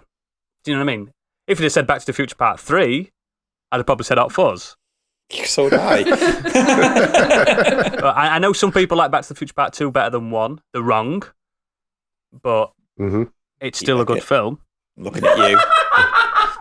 Stop calling out our listeners. But yeah, it's not that I don't like Hot Fuzz, because I fucking do. And yeah, it's Back to the Future. Do you know what I mean? What the fuck? You can't go against it, man. It could win this. That's how strong a film Go Back to the against Future it. is. But let's see what Biggie has to say. He's not fucking. Hang on. He's in the same room and he's not listening. I was checking something was working fine. No, you put it perfectly, because I had exactly the same epiphany when I saw the movie. I saw it again when I was younger, enjoyed the movie for what it was, but didn't really get all the hidden bits. And then when you just watch it at a certain point, and it just suddenly you're like, oh, this shit is clever. Yeah. And Yeah, I'm sorry. And actually, I'm one of those people that actually like Shaun of the Dead more than Hot Fuzz. Oh, so you're that That's type. that's no disrespect to Hot Fuzz because I like it, but I'm still a fan of Shaun of the Dead. But yeah, it's Back to the Future for me. I totally agree with what Stiggy raised and points you brought up as well. Sorry, Ken. You can tell us which one you'd have voted for. Out of the two, I would have voted for Hot Fuzz. Not because I don't like Back to the Future. He doesn't like I love it, Back to the Future. I like the soundtrack. How I play Johnny B. Good on the guitar is the way Marty McFly plays it. Everyone should. In the film because I learnt it from that version of the song. But I don't know. I think I prefer. I am one of those wrong people that prefers Back to the Future 2 over the first one. Not because I think Back to the Future is a bad film in any way, but I don't know. I think I preferred the sci-fi aesthetic of Back to the Future 2. And with Hot Fuzz, it's, as Candy said, it's just infinitely quotable, and it's like a proper feel-good film for me. It's one of those films that, even though it's actually dark as fuck, Oh, it's dark. and it is dark as fuck, it makes me chuckle. Like the other day, me and Pip were watching one of those kind of police interceptors, police stop kind of programs, and it was one of the situations where the policeman was chasing someone. And they went into the kind of the back streets and they said, "Oh, he's hopping over fences." And immediately I thought of Nick Frost falling through a fence. We literally talked about this before we started the podcast, about that moment where he falls through the fence. And Yeah. It gets me It's every so good. time. Every single time. But it gets me so much that in a serious kind of like cop show kind of thing, I still think of it. Yep. And it's one of those things that like It's how he Back to the smashes Future, like- through it. Yeah, it's so funny. So Nicholas good. Angel hopping over a fence like a gazelle, and then just Nick Frost just barrels through it. It's so fucking It's how I would go over a fence. And the thing is, it's such an easy joke, but Edgar Wright knows how to pitch it so well. It hits. It's got a really good So, yeah. start as well, where he's arguing it. He's like, "I don't want to go to this village. All right, we'll meet the superintendent," and he's going all the way up to the top of the Yeah. Met. It's so funny. How's the hand? Yeah, I mean, it's to the point where whenever one of my friends moves house, I buy them a peace lily. yeah. You know, it's something stupid like that, but yeah. So yeah, I would have went And he's Hot just Fuzz. had bad luck, really, because She two has. bangers. It's okay. I don't mind. I lost to two very good films. You can get drunk. You can get drunk now. Yeah. Who says she isn't? Yeah, I will agree that Hot Fuzz could have beat other films that are in there for me, guaranteed. But it got drawn against mine, so I couldn't do much about it. It's for the greater good. So Good. Back to the Future and Goodfellas go back into the hat. I'm going to draw them against something else. So now we're into, what's this? I think it's this semi-final, is it? Quarterfinal. Quarterfinal. The first film out is... Hope it's not mine, so I don't have to do another pitch straight away. It's Jurassic Park. Ooh, Can I just ask a question? If I get drawn against my own film, do we draw again? You can redraw. You're yeah. fucked. And it's against Goodfellas. Well, we've already had the pitch for Goodfellas, so we can go straight into Jurassic Park.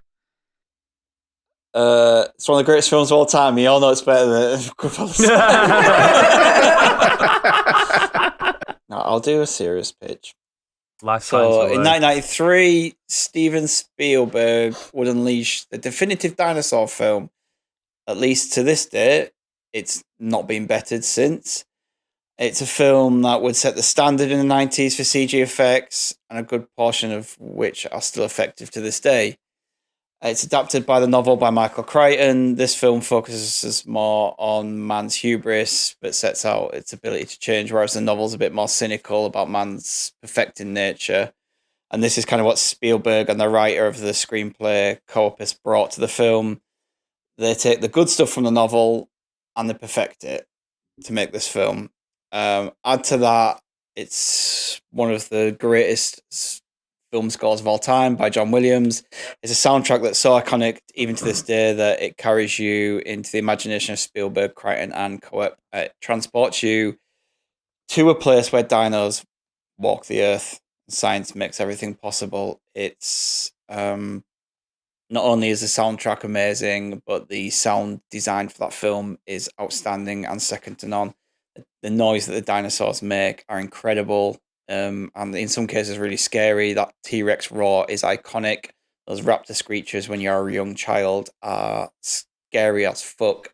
Yep. And if you've ever been to a theme park that has a dino land there, they basically just steal Jurassic Park sounds. Yeah. Because they know how good those sounds sound. What Spielberg did with Jurassic Park is exactly what he did for Jaws. He made the perfect dinosaur film. So where he made the perfect shark film with Jaws that's never been bettered, he did that with Jurassic Park, and nearly 30 years later, as I said, it's not being bested. And to be honest, in our lifetime, I don't think it ever will be.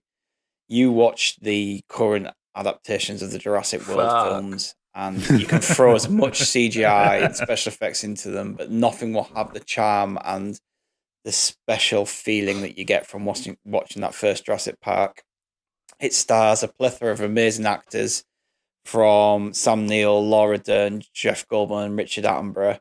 And we've talked about this before, how the mark of a great actor is seeing a character and not an actor. Yeah. And I can't think of a film better than Jurassic Park where your 4 leads are those characters. When you watch that film, it's Ellie Sattler, Alan Grant, John Hammond, and Ian Malcolm. It isn't the actors, it's the characters. You are watching those characters, you are going through everything with those characters. And I think all of them are just outstanding in that film. Outside of the cast and crew, the movie captures imagination like no other film. In 1993, it's a dinosaur film with that outstanding CGI. And yes, before Oodles touches on it, the Brachiosaurus scene is very outdated and looks a bit shit, but everything else and all the other set pieces look absolutely fantastic. Everyone remembers the first time they see the T-Rex with that water vibrating, and it steps out and it roars and it attacks the car. You remember the T-Rex chase scene, the Gallimimus stampede, the raptors in the kitchen, and then that T-Rex saving the day with that iconic shot of it roaring and the banner falling down. All of that looks absolutely incredible. And it's a film that's quoted endlessly. Everyone's got fond memories of watching it. I've said this before on the pod, but I remember going to see that film at 7 years old and being in awe of the T-Rex, being so scared of it, I actually grabbed my dad's hand because it scared me that much, seeing that T-Rex on the screen for the first time. And even all these years later, it holds up. Just like Back to the Future, I've shown my kids Jurassic Park and she absolutely loves it. It's a cinematic masterpiece, and it's probably one of the most important films of the 90s, and especially in Spielberg's career. And if we didn't have Jurassic Park, little tidbit, you wouldn't get Schindler's List. So think about that. Because Jurassic Park funded Schindler's List. I didn't know that. Yeah. Do you know that? Let's not beat around the bush. Jurassic Park's won this round, but I want to talk about the fact that I think, and I'm sorry, but it's against my. I think Jurassic Park's a more important film than 2001: Space Odyssey, Citizen Kane, all those. I think it's one of the most important films that Hollywood have ever produced in our lifetimes and in any lifetime. And I know I'm batting for the wrong team here, but this. Yeah, you don't seem to be understanding the rules here. Yeah, dude, it's Jurassic Park.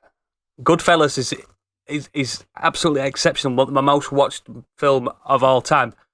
But it's Jurassic Park. The only thing, in my opinion, that I could even slate on Jurassic Park is the fact that every single film after it's been wank. But that's nothing to do with that masterpiece that's already there. So it's against me, but use your brain and vote for Jurassic Park. If anything, the fact that every sequel's not even measured up to it is telling Never us will. how good the first one is. I think it's one of, if not the most important film ever made. I know it's ridiculous and it's about something fantastical. And yeah, Schindler's List came after it, and you need that film. And there's films that you need to be out there for, especially human history and especially things like Schindler's List. But Jurassic Park, as a fantasy film, I think it's one of the most important ones ever. There you go. I'm helping you. So So I'll jump in just to push it forward. I haven't seen Goodfellas. Love Jurassic Park. Go for that.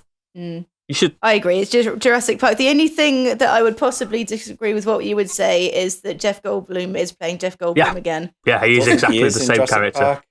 I think he's got weirder as he's got older. Yeah, he's really grown into his. The thing is with but Jeff he was- Goldblum. To be fair, he's grown into his Ian Malcolm as he's got. No, older. Maybe that's the case, yeah. he's more Jeff Goldblum in Jurassic Park than he is in Independence Day. He's quite nerdy and laid back in Independence Day.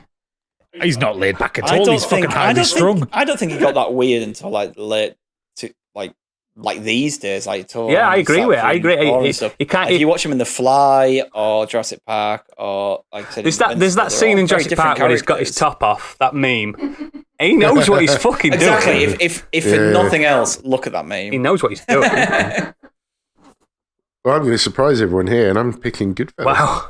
Well, you're wrong. You are wrong. No, I'm not, because it's my own personal choice, and I like Jurassic Park, but to me, it hasn't had that impact on me. I think it's a great movie, but Maybe because you were I older still when it came prefer- out.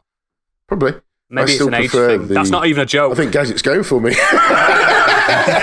Gadget's done. He's walked away from the pod. No, listeners. I'm being serious. It's not. It might not be. So when his picks come out, we'll just throw them in the bin. It's not. It's not a joke. It might be an age thing. I was a child when I watched this in cinema. Yeah. I was And 7. I was an adult, and I think, seeing, Walking with Dinosaurs, seeing Jurassic Park, they're two great projects that have shown you, in a way, what it must have been like and how fascinating it would be if we could see that. But yeah, I still prefer Goodfellas out of the two. It's still my choice. Wow. I prefer it. So for the not a acting. whitewash. It is also worth bearing in mind that Michael Crichton's book of Jurassic Park is fucking terrible. Yeah. It's awful, isn't it? I was just about to It's say that. so bleak and depressing. It's and basically just shit. it's basically his other book, isn't it? Westworld. It's basically that. Don't read Michael Crichton books. No, They're the wank. terrible. Everyone makes better media out of it. Great. So those two go back in the hat. No, we've done that, haven't we? Well, Goodfellas doesn't go back in that. So Jurassic Park can stay there, and the next round will be. You still need to watch Goodfellas today, Gadget. All right, we'll sort that out. And 7. We have Parasite against The Fifth Element. Cool. Do you want me to go first, mate? Because mine's the hardest to You discuss. were drawn first. Sorry.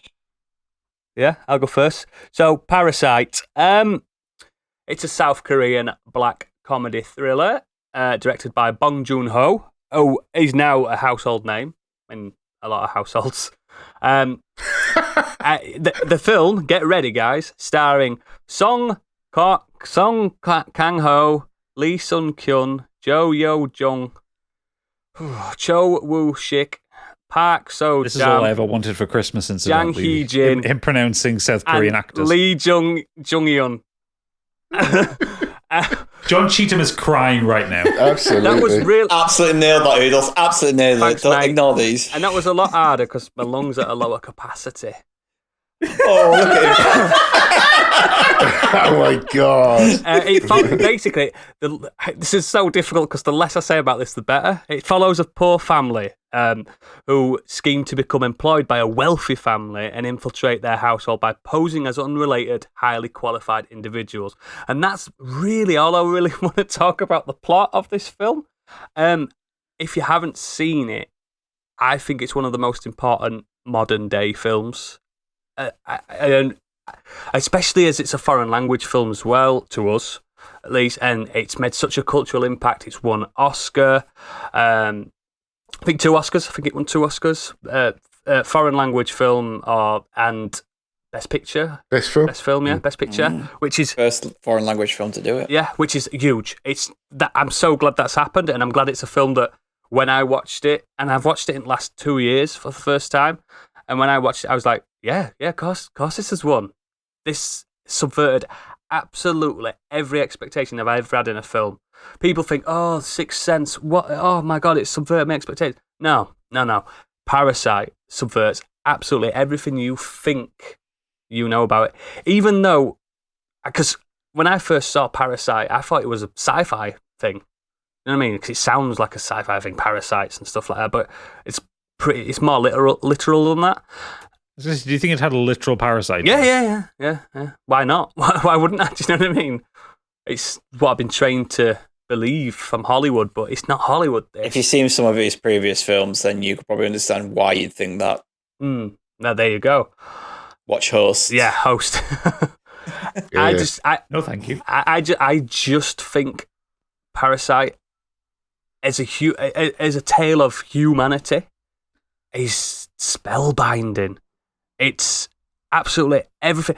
It's one of those things where, and some people, and I know we're not like that on this show, but some people don't like reading subtitles and stuff like that. This is one of those that proves that it doesn't fucking matter. You forget that you're reading it. Just the emotion on a language I don't speak or understand.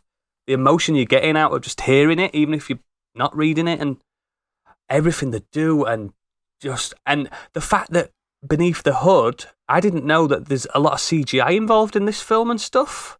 This house is not the house that it's set in. It's not the house that you think it is in real life. They've put a lot into it and stuff, and it's just it's so hard that I can't really describe. If you've never seen it, I can't.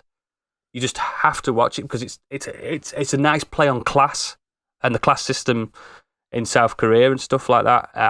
I think it's such an important film. It's top 10 films of all time. I think it deserves more than just the awards it got. It needs to be in a Hall of Fame. It needs to be syllabus for media students. It's just a vital film. And please, if you've not even watched it, I don't like watching films like that, shut up and get some fucking culture. Just get some culture, because Oodles has spoken. It's such a special film, and it's just stunning to look at. And it was so cheaply made as well, and it's grossed loads of money since that. And it's just so important. Love it, adore it. Parasite. It's an excellent film. But let's hear what Gadget has to say about The Fifth Element. I mean, it's the fucking Fifth Element. The Fifth Element is Luc Besson's last good film. Yes. I mean, it's just the argument. It is it's technically a French film. It stars Bruce Willis, Mila Jovovich, Chris Tucker, not Chris Rock. I always get those two mixed up. Gary Oldman, and Ian Holm as well, and a whole host of others. It is a sci-fi romp in the campest possible way about a universe-ending threat and the solution to said threat. And it's pretty simple, but it is one of the most gorgeous films I've ever seen. Visually, it is absolutely stunning. For 1995, the special effects still hold up. It has a lot of practical effects. It has a lot of kind of early CGI that just seems to fucking work. It's charming. It's stylish. It's a lot of fun. It's infinitely quotable. Chris Tucker's character, Ruby Rhod, is amazing. And there's not much more I have to say about it. It's one of those films, if you've seen it, you'll enjoy it. It's probably not as good as Parasite, but I love it for the simple fact is that I think it's the first time I've seen Gary Oldman playing a bad guy, but Jean-Baptiste Emmanuel Zorg is just so fucking charming. Like, he is one of those characters that I know you're a cunt. I know you're a pure bad Machiavellian. guy, but I love you nonetheless. Pure Machiavellian. He's just enjoying himself. Absolutely. He's the campest of camp bad guys. And it's just a film that, when I put it in for this, that I knew it wasn't going to win it.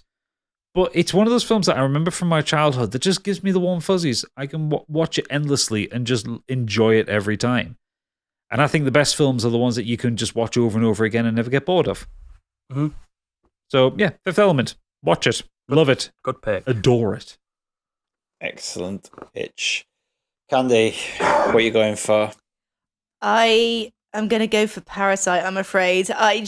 Fifth Element is just not one that hit for me. It was too sci-fi. It was too sort of campy and out there for me. And I normally love Gary Oldman as well. And I just didn't get it. It just wasn't my thing. Whereas Parasite, it just came out of nowhere and it was just absolutely incredible. It's not particularly scary. It's not particularly dramatic, but it's just such an original kind of concept, I think, that I absolutely I loved it. And like Oodles said, you don't even notice that you're reading subtitles. And I've actually been enjoying reading subtitled films as well more recently.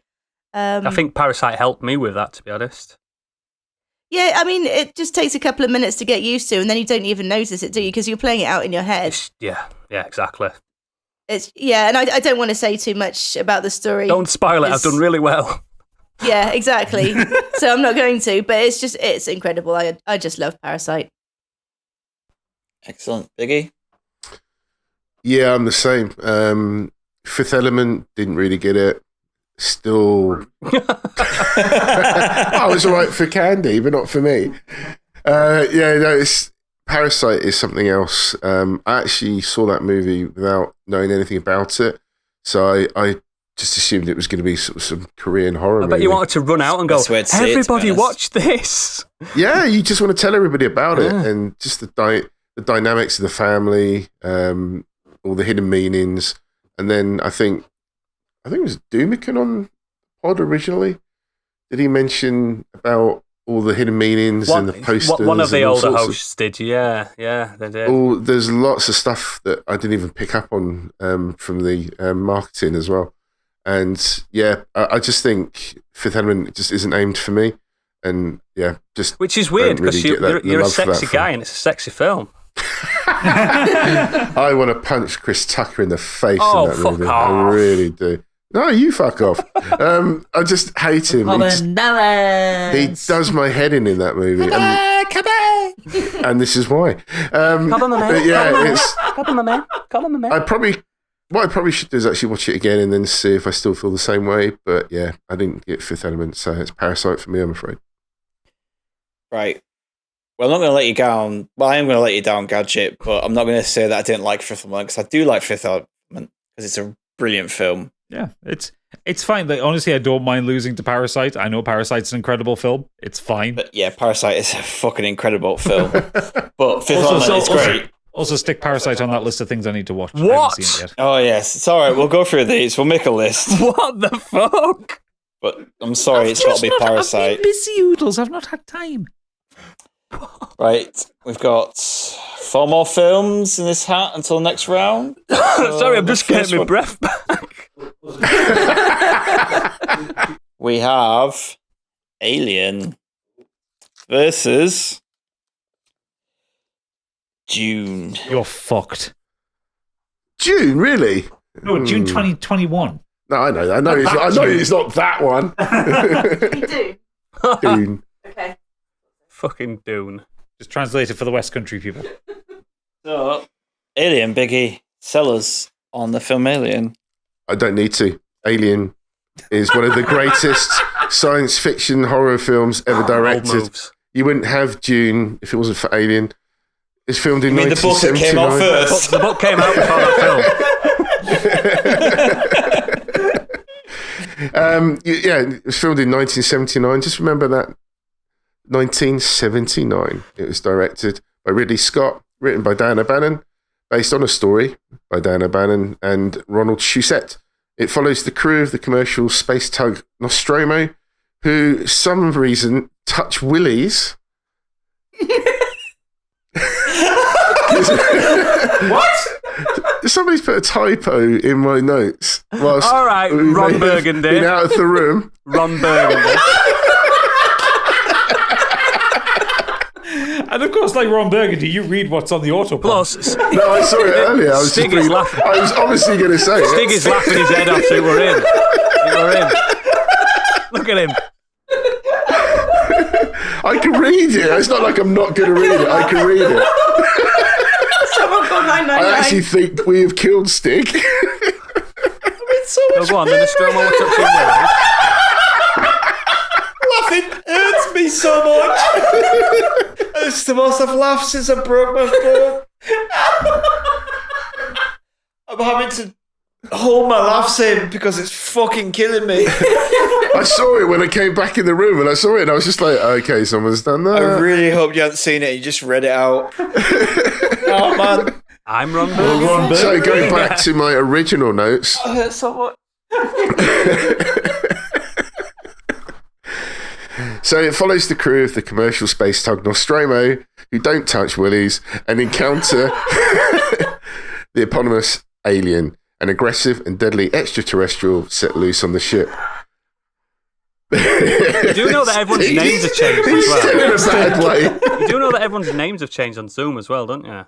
Yeah, that's why I haven't referred to everyone else that way. You all right? Carry on. The film stars Tom Skerritt, Sigourney Weaver, Veronica Cartwright, Harry Dean Stanton, John Hurt, Ian Holm, and Yaphet Kotto. I mean, just those names there. What a starring cast.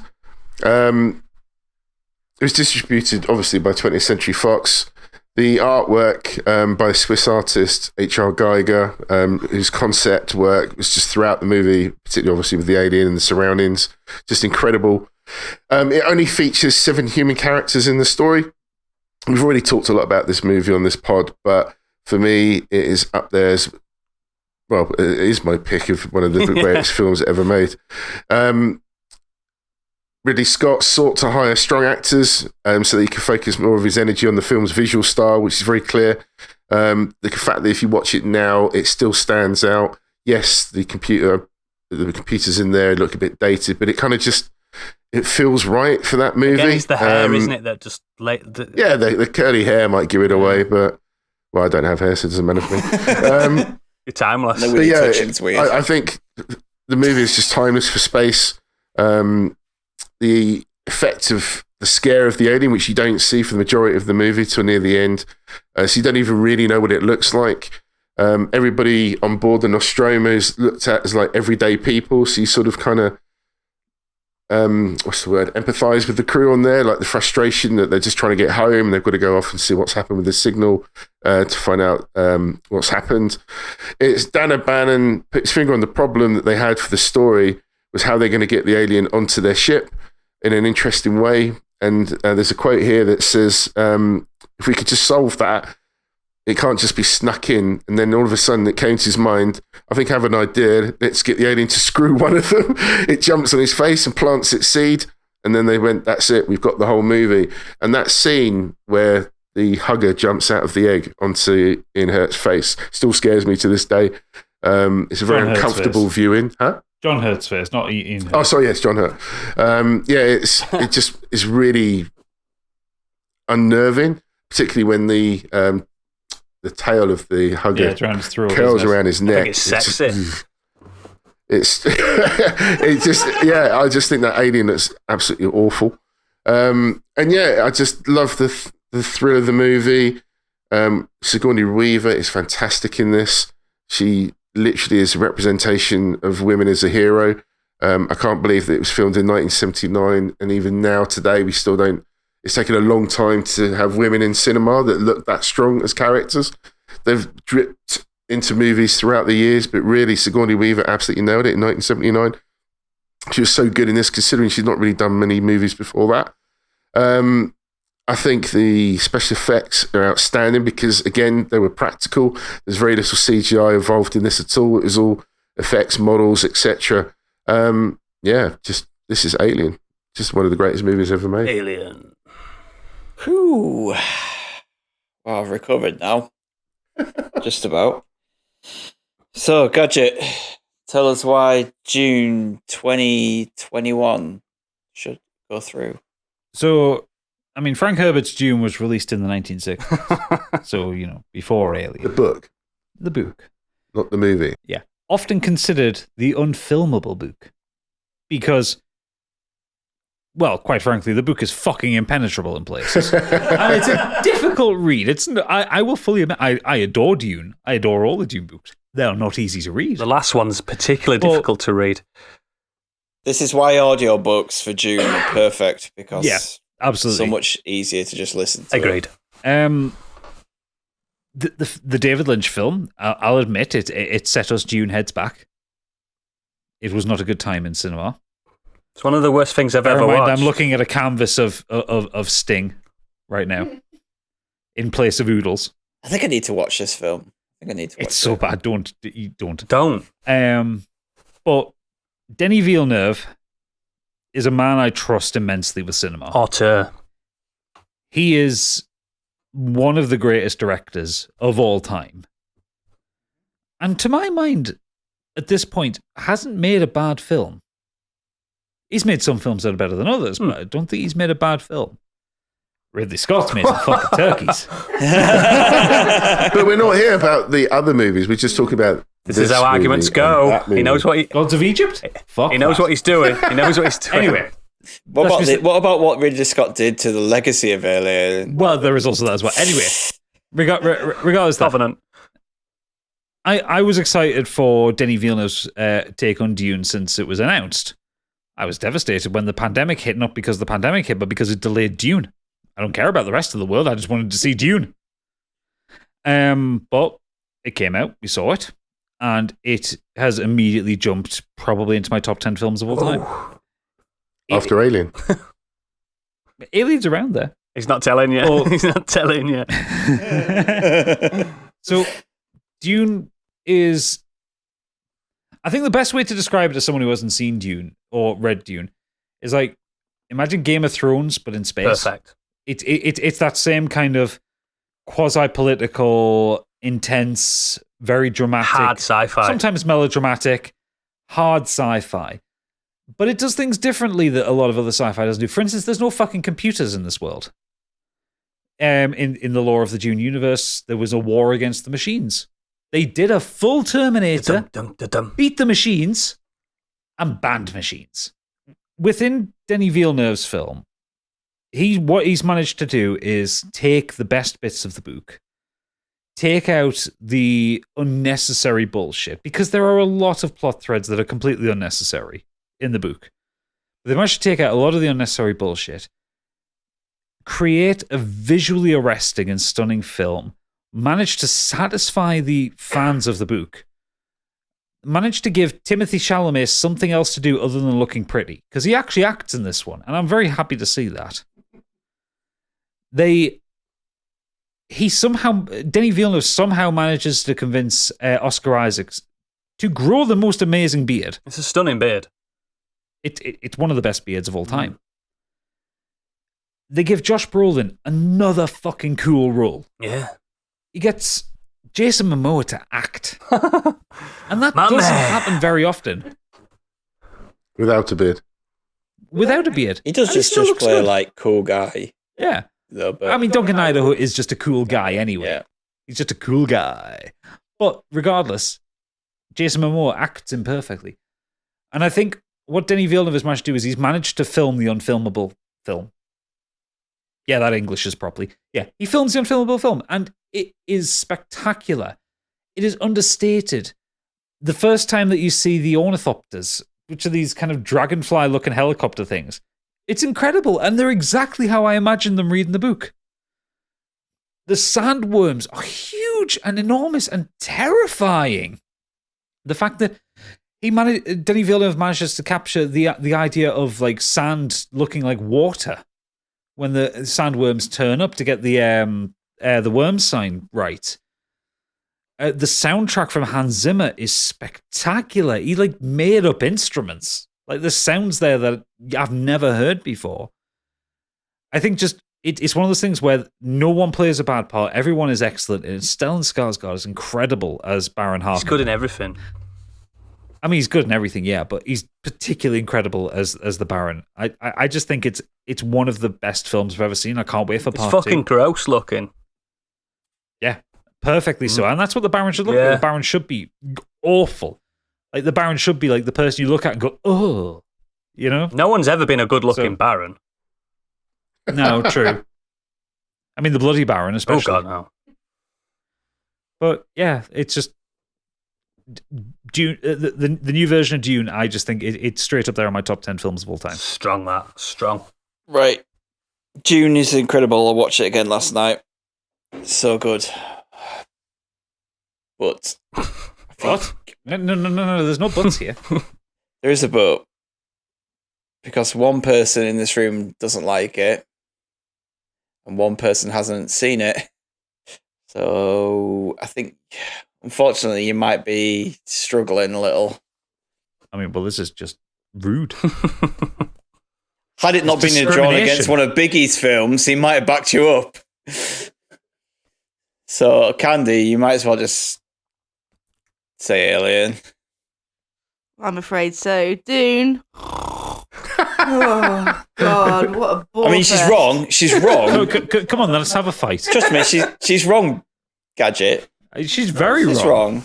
Might be the most wrong anyone's ever been. No, We'll get into that. Don't worry. I think it's everyone else that's wrong, but even if it weren't Dune that it was. I mean, everyone else can pronounce the name of the film correctly. So. June. But yeah, no. Even if it wasn't Alien, even if it wasn't Dune that Alien was going against, I really like this film for the reasons you listed. Like Ripley's just such a strong character and such a long time ago, and it's. I don't think we've seen really a proper sort of action woman type character since then. Like there's lots of strong women leads, but not that kind of like brawny takes control kind of character. You need to watch the Underworld films. I've told you this before. Yeah, I have, but I don't think even. Oh, that was even a joke. then she's not. Oh. Everyone assumed that Dallas was going to be. Everyone assumed that Dallas was going to be like the hero of the movie. It was quite clear. We mentioned that last time, didn't we? Designed that way. Where they and then, I mean, quite frankly, Dallas was a shit cap. Oh God, he went against all the rules. I just like Candy's saying, it's just Sigourney Weaver just absolutely fucking nailed that role. Yeah. So I'm going to concede the fact that I've lost here, but how do you know? Well, because Stig and Candy and Biggie. The maths checks out. But I will say, I mean, Alien is my number one film of all time, and June 2021 is my second film of all time. So. I didn't actually decide. It's just that one person hasn't seen it, so he can't really vote for a film he's not seen. Well, either way, the maths is not in my favor. I have to think tactically as well. You never know. You might get drawn against something that's... You haven't forgiven me for voting against Metal Gear Solid 3, have you? I'll never forget that. Let's not do no tactical voting. That's artistic integrity, remember? Anyway, just stick I would have voted Alien, sorry. It's fine. If Dune is going to lose against anything, I'm fine for it to lose against Alien because it's my favourite film of all time. I mean, I love Dune. I love the Dune film. I watched it again last night. And like I say, it bounced straight up into my top 10 of all time at number 2. My favourite film this year. Don't look confused, Candy. I just don't get it. I just don't. I like Dune. I think it's brilliant. Because I've read the book and it had everything in the book that I wanted it. Everything I wanted it to have was in there. But as a counterpoint, this is off the record. I'm cutting this out.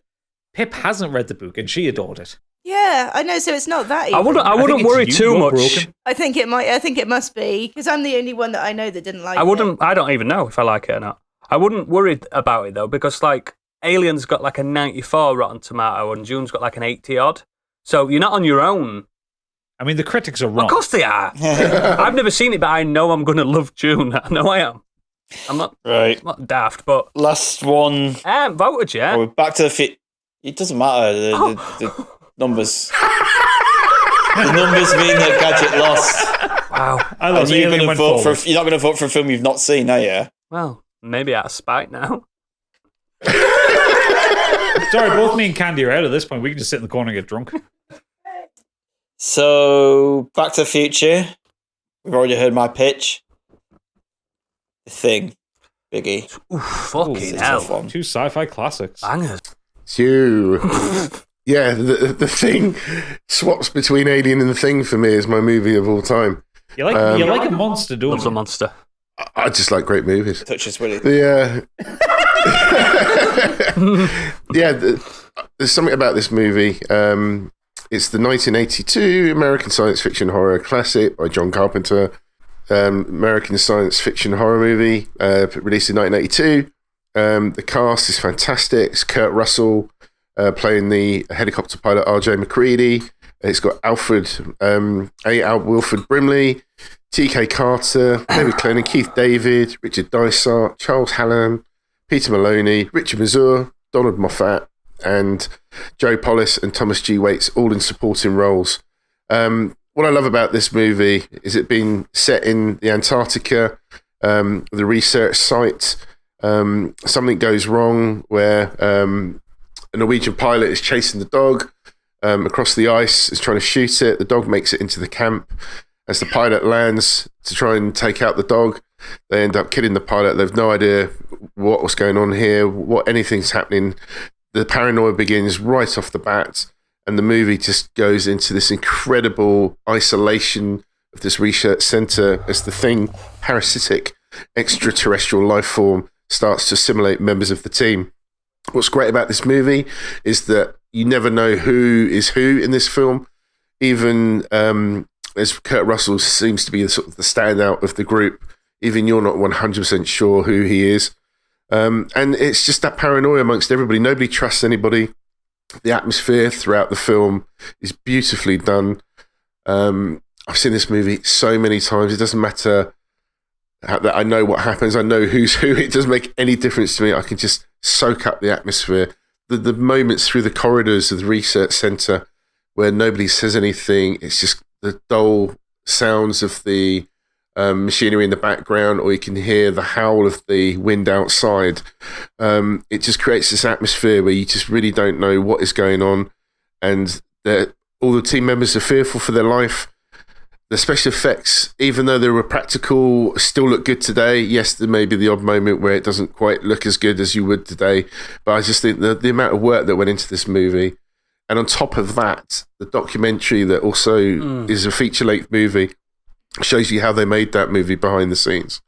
And it's incredibly well done. It's enthralling to hear the stories of what they went through to make this movie. And I think it stands the test of time. It has a brilliant ending, which at one point the studio were going to try and go for the good ending. But in fact, the fact that he left it on this ambiguous, not quite sure who's who at the end of the movie as well, just sealed the deal for me. I think it's a fantastic movie and deserves to be number one. Good pitch. Right, well, we've heard my pitch already for Back to the Future. We've heard Biggie's pitch for The Thing. Gadget, let us know what you Genuinely in distress at this one because I really like both films. So am I. One of my films is in there. Yeah. I would say, again, probably because my original opinion was that I preferred Back to the Future 2. I'll probably go with The Thing. The Thing's one of those films, like, I'm not a horror head. I don't particularly like horror films, but I fucking love The Thing. Like, it's a really good film. And it's one of those films where, like, just, like, tension is so high constantly. The blood scene in particular. Yeah, the practical effects are just so good. Like, legitimately terrifying monsters in it. The whole Petri dish thing. Fuck me. That fucks me up every single time. And again, like you, Biggie, I've seen it like 1,000 times. Ugh, The Petri dish is just like... Yeah, like I've seen it loads of times and it still makes me wince in places. So, yeah, I'll go with The Thing. Good man. Okay, Oodles? This is the hardest one for me so far. It's difficult, but... Okay. Power of Love, mate. Power of Love. I think both of these films are what I consider some of my comfort films. I know it sounds ridiculous, The Thing being a comfort film, but it is. I've mentioned it before. It makes me feel warm and fuzzy watching it. Yeah. Back to the Future, same thing. Why are you wearing a life jacket? I agree. It's not his life.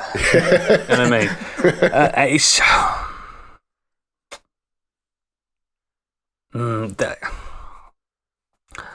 I have to go with my gut. What film I'd put on now, if I could. I have to say The Thing. It's fine. I think I think like The Thing is better than Alien. I always have.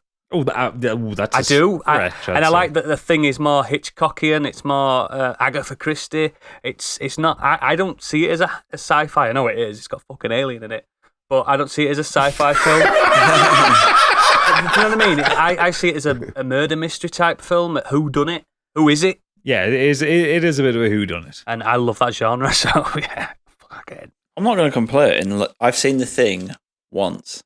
That boggles my mind. But I've seen it once, and I think it's up there as one of the greatest films ever. Yeah, from one view. Yeah. I love them both. Back to the Future. Oh my god, it's such a perfect film. But And excuse the pun, the weird thing about the thing is that it was a failure on release. yeah, It didn't do very well, but it's that cult behind it that people saw it on TV, on video. plus you put Kurt Russell in front of me, and I'm going to watch him for hours. Well, yeah. Of course. I fucking Yeah. love Kurt Russell. Love him. I mean, you're the one person who enjoyed that Santa film. I know. I loved it. I didn't mind the first one, Oodles. The second one was shite. I loved them both. I even like Escape from LA. What is wrong with me? Nobody likes Anyway. Escape from LA. Kurt Russell doesn't like Escape from LA. Are you going to give me one vote? Well, it's really hard because there's such different films to compare to each other. I saw Back to the Future throughout my childhood and grew up with it, and I didn't see The Thing till I was older, but the first time I saw it, I was just absolutely horrified by it. And I mean that in an absolutely good way, because it's just, even now, some of the visual effects and everything, it's just, oh God, it makes my You can't skin eat crawl. and watch The Thing, can you? The upside down head spider thing. That's isn't it? the outside- there it is. And I say Same I one for was older when I saw it, but I still definitely wasn't old enough to watch it because it really shit me up. I first watched it when I was 25. I wasn't old enough to watch it. When he turns around and says, "You've got to be fucking kidding me," and that head just starts crawling. What? How the fuck they did that? That's back nowhere then? near as Just- scary as when he's in the chair behind him going, Was it Tom Savini that did the special effects for it? I don't really find the Fucking psychopath. monster that terrifying. I find that. Listen, I find the paranoia. Same. I'm with you, mate. Everything I'm with more Stig. terrifying. None of it scares me. It's Like I don't get scared by monsters like shit like that. I get more scared about the fact that the humans turn on each Yeah, other same. because they can't trust whether this human is who he's meant to be. I rarely get scared by monsters, but I think this was one of the ones that actually did get me. But that said, I am going to go with Back to the Future because it's thank you. just more nostalgic Doesn't for matter, me. but thank you. Should have gone with you first. It might have swayed Doodles. it could have done with them two. Any good pitch could have just pulled me back because Yeah. fuck, they are heavyweight. So we're down to the semi-finals. I'm going to read through what we've lost. We've lost Back to the Future. We've lost Goodfellas. We've lost June 2021. We've lost The Dark Knight. We've lost Fifth Element. We've lost Hot Fuzz. So we're going to do the last four. The Last Crusade. First one up is The Thing again. And it's going against... Oh, shit, one's popped out there. Oh, she said. Let's give it a good swizzle round. He's really milking this, isn't he? I am milking it. He's got powerful So ones. it's popped out and he's really milking it. I'm locking my door this evening. Oh, unlucky man. Alien Biggie. Ooh. Oh, fuck. Hang on. Whoa. Hang on. Oh, it's a biggie Hang on. bundle. It's Jurassic Park versus Alien. No? No, it's The Alien Thing versus The Thing. Alien. Oh shit. Oh shit. Huh, well, I'm picking The Thing. Should... Oh, well, there you go. Who doesn't pick The Thing? Should we leave Biggie to the last, or should we let him vote first? I mean, it doesn't. No, if we leave him to the last one vote, then it won't matter, No. will it? So, what do you want to do? Do you want us to vote first, or do you want to vote? Gotcha. What you've said already. Yeah, probably The Thing. It makes sense, doesn't it? Huh? You said Alien was your favourite film of all He's being time. tactical. How can you be tactical? Both of you are out. No, you're right. Sorry, Oodles has confused me. I had in my head that it was Jurassic Park. No. Yeah, Alien. This has been. I'm on my 6th big Moretti bottle. Alien. Yeah. It is Alien. The Thing versus Alien, people. Yes. Oodles, you're not helping. We have one vote for The Thing. We have one vote for Alien. I am going to go Alien. for...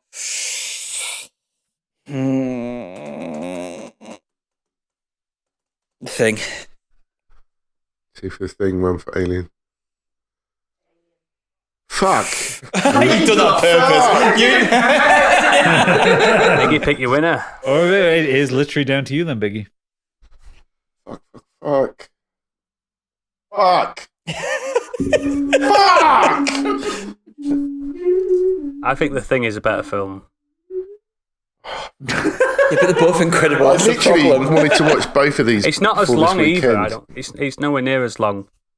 It's a bit more pacey. It is. Even with the slow bits and the thing. But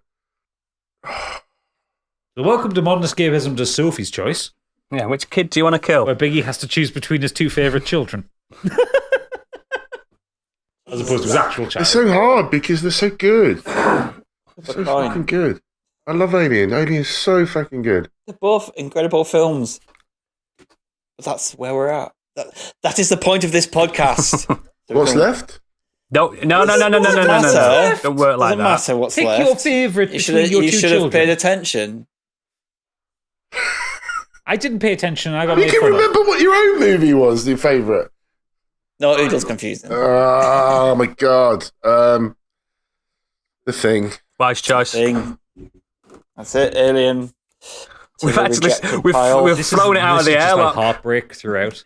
Yeah, literally out the airlock. So that leaves the second semi-final as Parasite versus Jurassic Park. Well, I'll go Jurassic Park because I haven't seen Parasite. Well, I'll go Jurassic Park. I'm Parasite. Parasite. Status Candy. Come on, Oh, Joe. Candy, it's just down to you then. Fuck a doodle do. Well, it's Jurassic Park. Yes, Parasite is good, but what will last longer? Yeah, Jurassic longer. Park. Yeah, thank you. Jurassic Park. John Cheetham really is crying now. It's an incredible film, but this film has lasted the test of time. It's lasted nearly 30 years, and it will last longer. Also, Jurassic Park took an abortion by Michael Crichton and made it watchable. I like how you say. I know Jurassic Park should win, but I like how you say it stood the test of time. Parasite's only a few years old. It still exists. It's still a thing, and it hasn't got bad sequels. But Irrelevant. it is irrelevant. All right, that's it. The final. Yeah. Biggie's The Thing versus Stig's Jurassic Park. What do Modern Escapism consider the greatest film of all time? Good Two fucking absolute God. bangers. We have one vote for Jurassic Park. Do you want to peek behind the curtain here, guys, as well? These are the two that, in my head, I thought would be in the final. These are the two strongest films, in my Can you opinion. give me the lottery numbers for this weekend? No. I'm going to pick Candy first. Jurassic Park. Jurassic Park. Yeah. Done. Gadget. You can't even look at me, can you? Oh. It is a tough choice. Like, I do adore both films, but I think for me, the daft thing is I've watched both these films loads Same. of times, and like they're infinitely watchable films.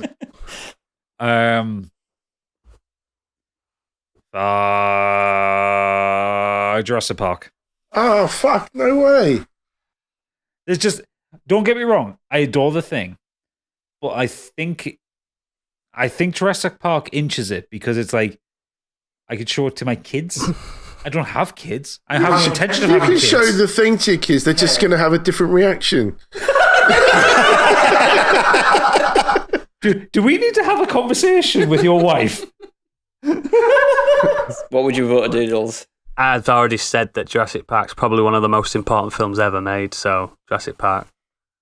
You're all wrong. I love them both. It's not a Okay. disrespect to The Thing. The Thing is excellent. No, The Thing is amazing. I think Jurassic Okay, Park... Biggie, what's your thoughts on Jurassic Park? We've done in this on the general? podcast before. I see films as pre-Jurassic Park and post-Jurassic Park. That's one of my This actually barometers. must be what it feels like being in the movie The Thing, where everyone's against me. I'm not against it. Oh, because I love them you already both. said, didn't you? You didn't hit you as much. Maybe because it's an age difference. Not like in a bad... No, that's not a bad thing, but you already said that like we were younger when kids we when we saw watched it, it. so maybe that's the thing. I was terrified by it as a kid. Yeah, so was I. I didn't like the Spitter one. The Thing is an amazing film, Biggie. It is, but we have decided. Look at his fucking face. I fucking love winning. That's two I've won now. It's even more annoying because I know how competitive he is and how happy he is that he couldn't care what movie he won. It's just Mate, the fact that he won. picked Jurassic Park, it was irrelevant whatever his other pick would have been, in my opinion. It is the reason I didn't pick Jurassic Park is because I knew someone were going to pick Jurassic Park. I needed to put something else in. You should have picked Jurassic Park. So It's fine. I'll Modern accept that Crash Escapism's Team greatest Racing is film the of better all racer. time has been voted for. Wrongly. Okay, so this is Gadget jumping in here because we've all had a bit of a drink here. I haven't. And more precisely, Stig is on the gin. And we've established in the past that Stig and spirits don't mix. So in Stig's effort to be helpful towards me, he muted his microphone upon announcing the winner. And we had a full debate on it, and I've had to cut a big chunk of it out. So what happened was... The thing won.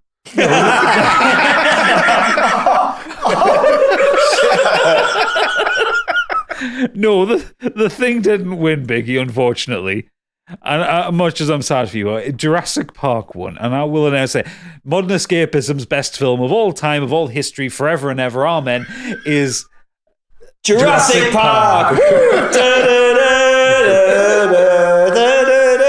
just did that like Alan Partridge, mate. Yeah. And Modern Escapism's worst podcaster of all time is Stig! No, I was trying to be helpful. We're all in the same room. I thought I'd mute the mic so it didn't get all the background noise. You don't have to spend all this time editing me. Yes, but I forgot to unmute it when I announced the winner. So, leading on to this one, we're going to take all responsibility away from Stig, and I'm going to jump straight into the mailbag here to hear what our wonderful audience has said. A big T-Rex size mailbag. No, don't you try and bring it back here, Stig. You're in the naughty corner right now. Gin. Yeah, so straight away we're going in with Leroy Francisco, who says the greatest film of all time is Raiders of the Lost Ark. It's probably the most entertaining film that exists. I've seen it countless times. It nails everything. Looks great, fantastic score, top-tier action, and a top performance by Harrison Ford. It's my honourable mention. That's a pretty good film. Alex79UK has said, there's no greatest film of all time, but my personal top 3 are Gangs of New York. It's good. Wouldn't say it's greatest. The Prestige. Yeah, okay, superb. And Bill and Ted's Excellent Adventure. Shit. Someone in the room disagrees. Pete Beckett has just said Shawshank Redemption. Great film. I mean, it's a great film. He hasn't explained why he thinks it's the best film of all time. Okay, But fair enough. Explain why. I clearly stated in our tweet, what is your greatest film and why? That's the answer. A Futile Exercises said, I'm really struggling to think of one as there's been a lot of perceived classics I haven't seen. Guess I'll probably go Raiders of the Lost Ark. But I was torn between that and Last Crusade, but decided on the original. Classic romp with good set pieces. I mean, I don't think Last Crusade is ever in a conversation where it's better than Raiders.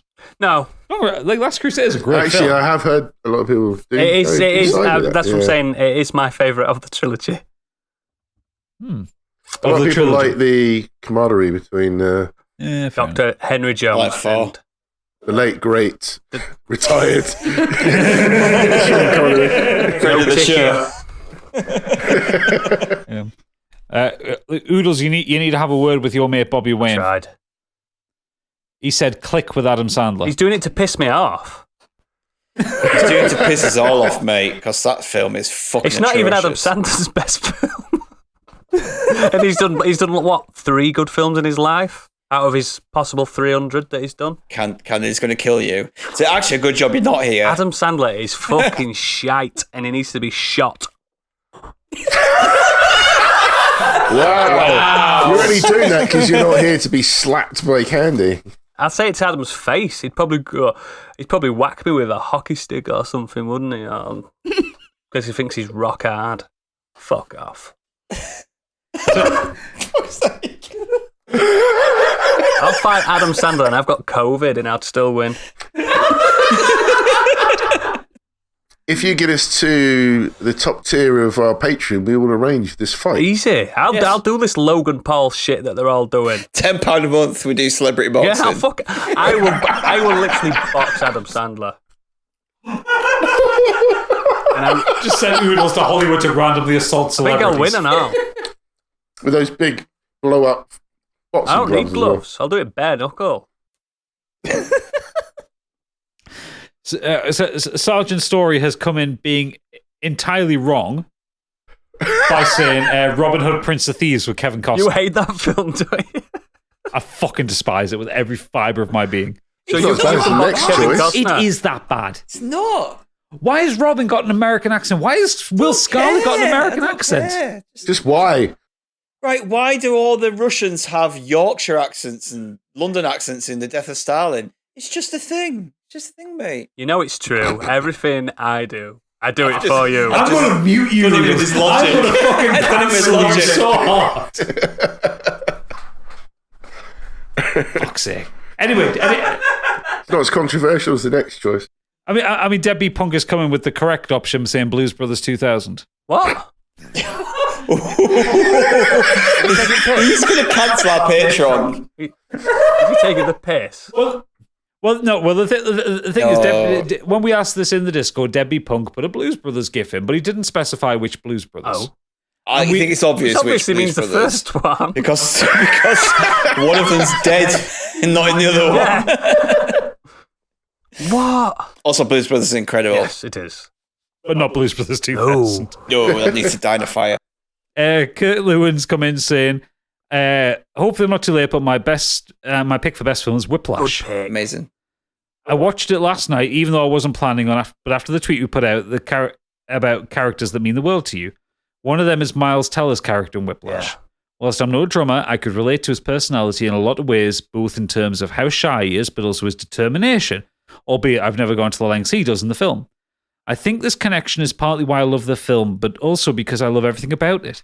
The cinematography, the performances of everyone, especially J.K. Simmons, the soundtrack, and my favourite finale to a film. It's also pretty funny in places with some of the quips J.K. Simmons comes out with. It's a drama, comedy, and even a psychological horror at times. My favourite film, and I honestly hope one day it can be eclipsed, but I struggle to think how it could be. Not my tempo. Perfect. I've not seen that yet, you know? It's on my watch list. I think it's flawless. Really, really good. Incredible. And last up, we have Adam Golightly saying, "This is such a hard one to pick. I'm going for Star Wars: A New Hope. I watched it on repeat as a kid growing up, and I could watch it on repeat now. Happy memories of watching it with my friends on VHS, then going to the cinema to see it when they did that remaster many years later. Has all the geeky goodness I needed as a kid and in adult life." I think Adam got confused. He meant Empire. The best thing about that is you followed that up with, wait, no, I'm changing my mind. No, I'm not saying Star Wars. Have you seen what you've done to me here? I've narrowed it down to 9 films. I'll stay with Star Wars. Bless him. Brilliant. The original trilogy of Star Wars, that's a special little trilogy, that, isn't it? I mean, Jedi's a bit rough, but yeah. Yeah. Yeah, but it's still a fun film. It's still a but laugh. Empire's on my short list. Yeah, Empire's the absolute pinnacle of that series. Incredible. Excellent. So thank you everyone that emailed in or messaged in. Now we're going to hit Candy with the socials. I don't think she'll be able to do it. Look at She's the up for state it. of her. I'm hanging in there. I'm fine. All right, Jack Sparrow, crack on. Candy's going to hit you up with our socials, I think. Or hit Oodles over the head. I'm going to hit Do you want to something. find me? You can visit our website, modernescapism.co.uk. On there, you can find a link to all of our socials, contact details, and merch store. If you have any comments or feedback, or if you'd like to contribute to our heaving sack, you can. That's a new addition to your spiel.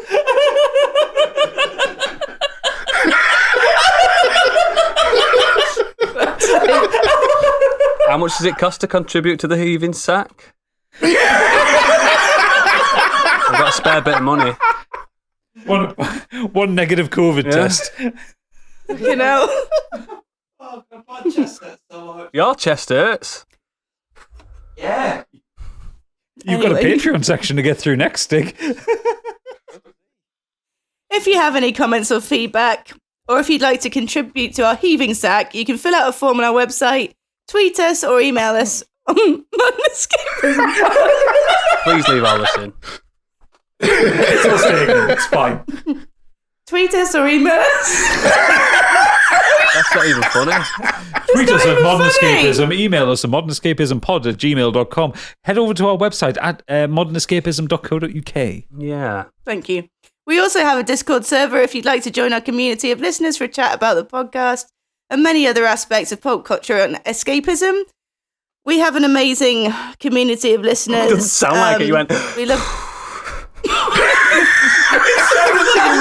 Really amazing community.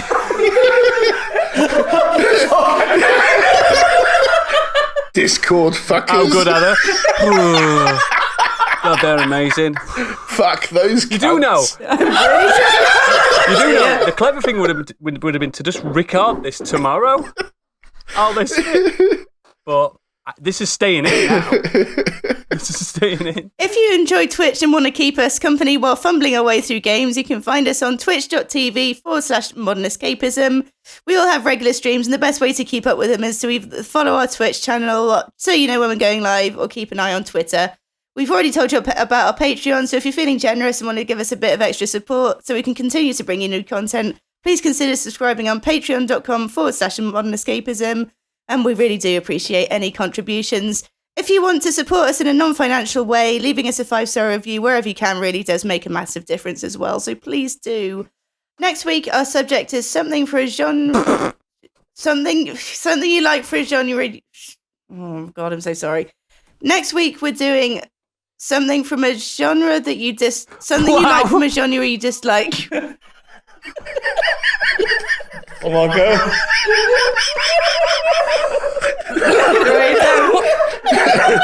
Next week we're doing something about things you don't like. I don't know. So many Easter eggs. Stop. It hurts so much. Seriously, is it something from a genre? Something you like from a genre that you don't. Fucking hell. Sorry, Dad. Oh, fuck, mate. Next week's subject is something you like from a genre you don't like. It just ends. I feel like I've been told off. A genre you don't like. Just ends. I did it. You guys are fucked. I'm fine. And thank you very much for listening, and for everyone who wrote in. We hope that you liked our debates on the greatest film of all time, and that you agree with Jurassic Park, because it is clearly the rightful winner. It's all right, Biggie. You might win on crisps. I always win on crisps. Oh, fuck me. This week's episode of Modern Escapism brought to you by alcohol. Right, I'll finish. Fight through the pain. Woosa. Thank you very much.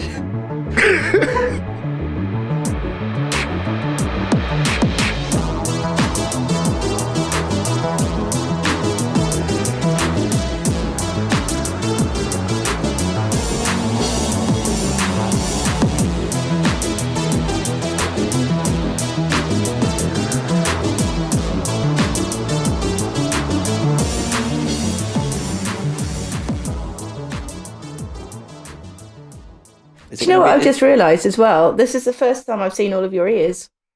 I've got little ones. That's the Easter egg. That's the Easter egg right there. Surprised to learn you actually have them.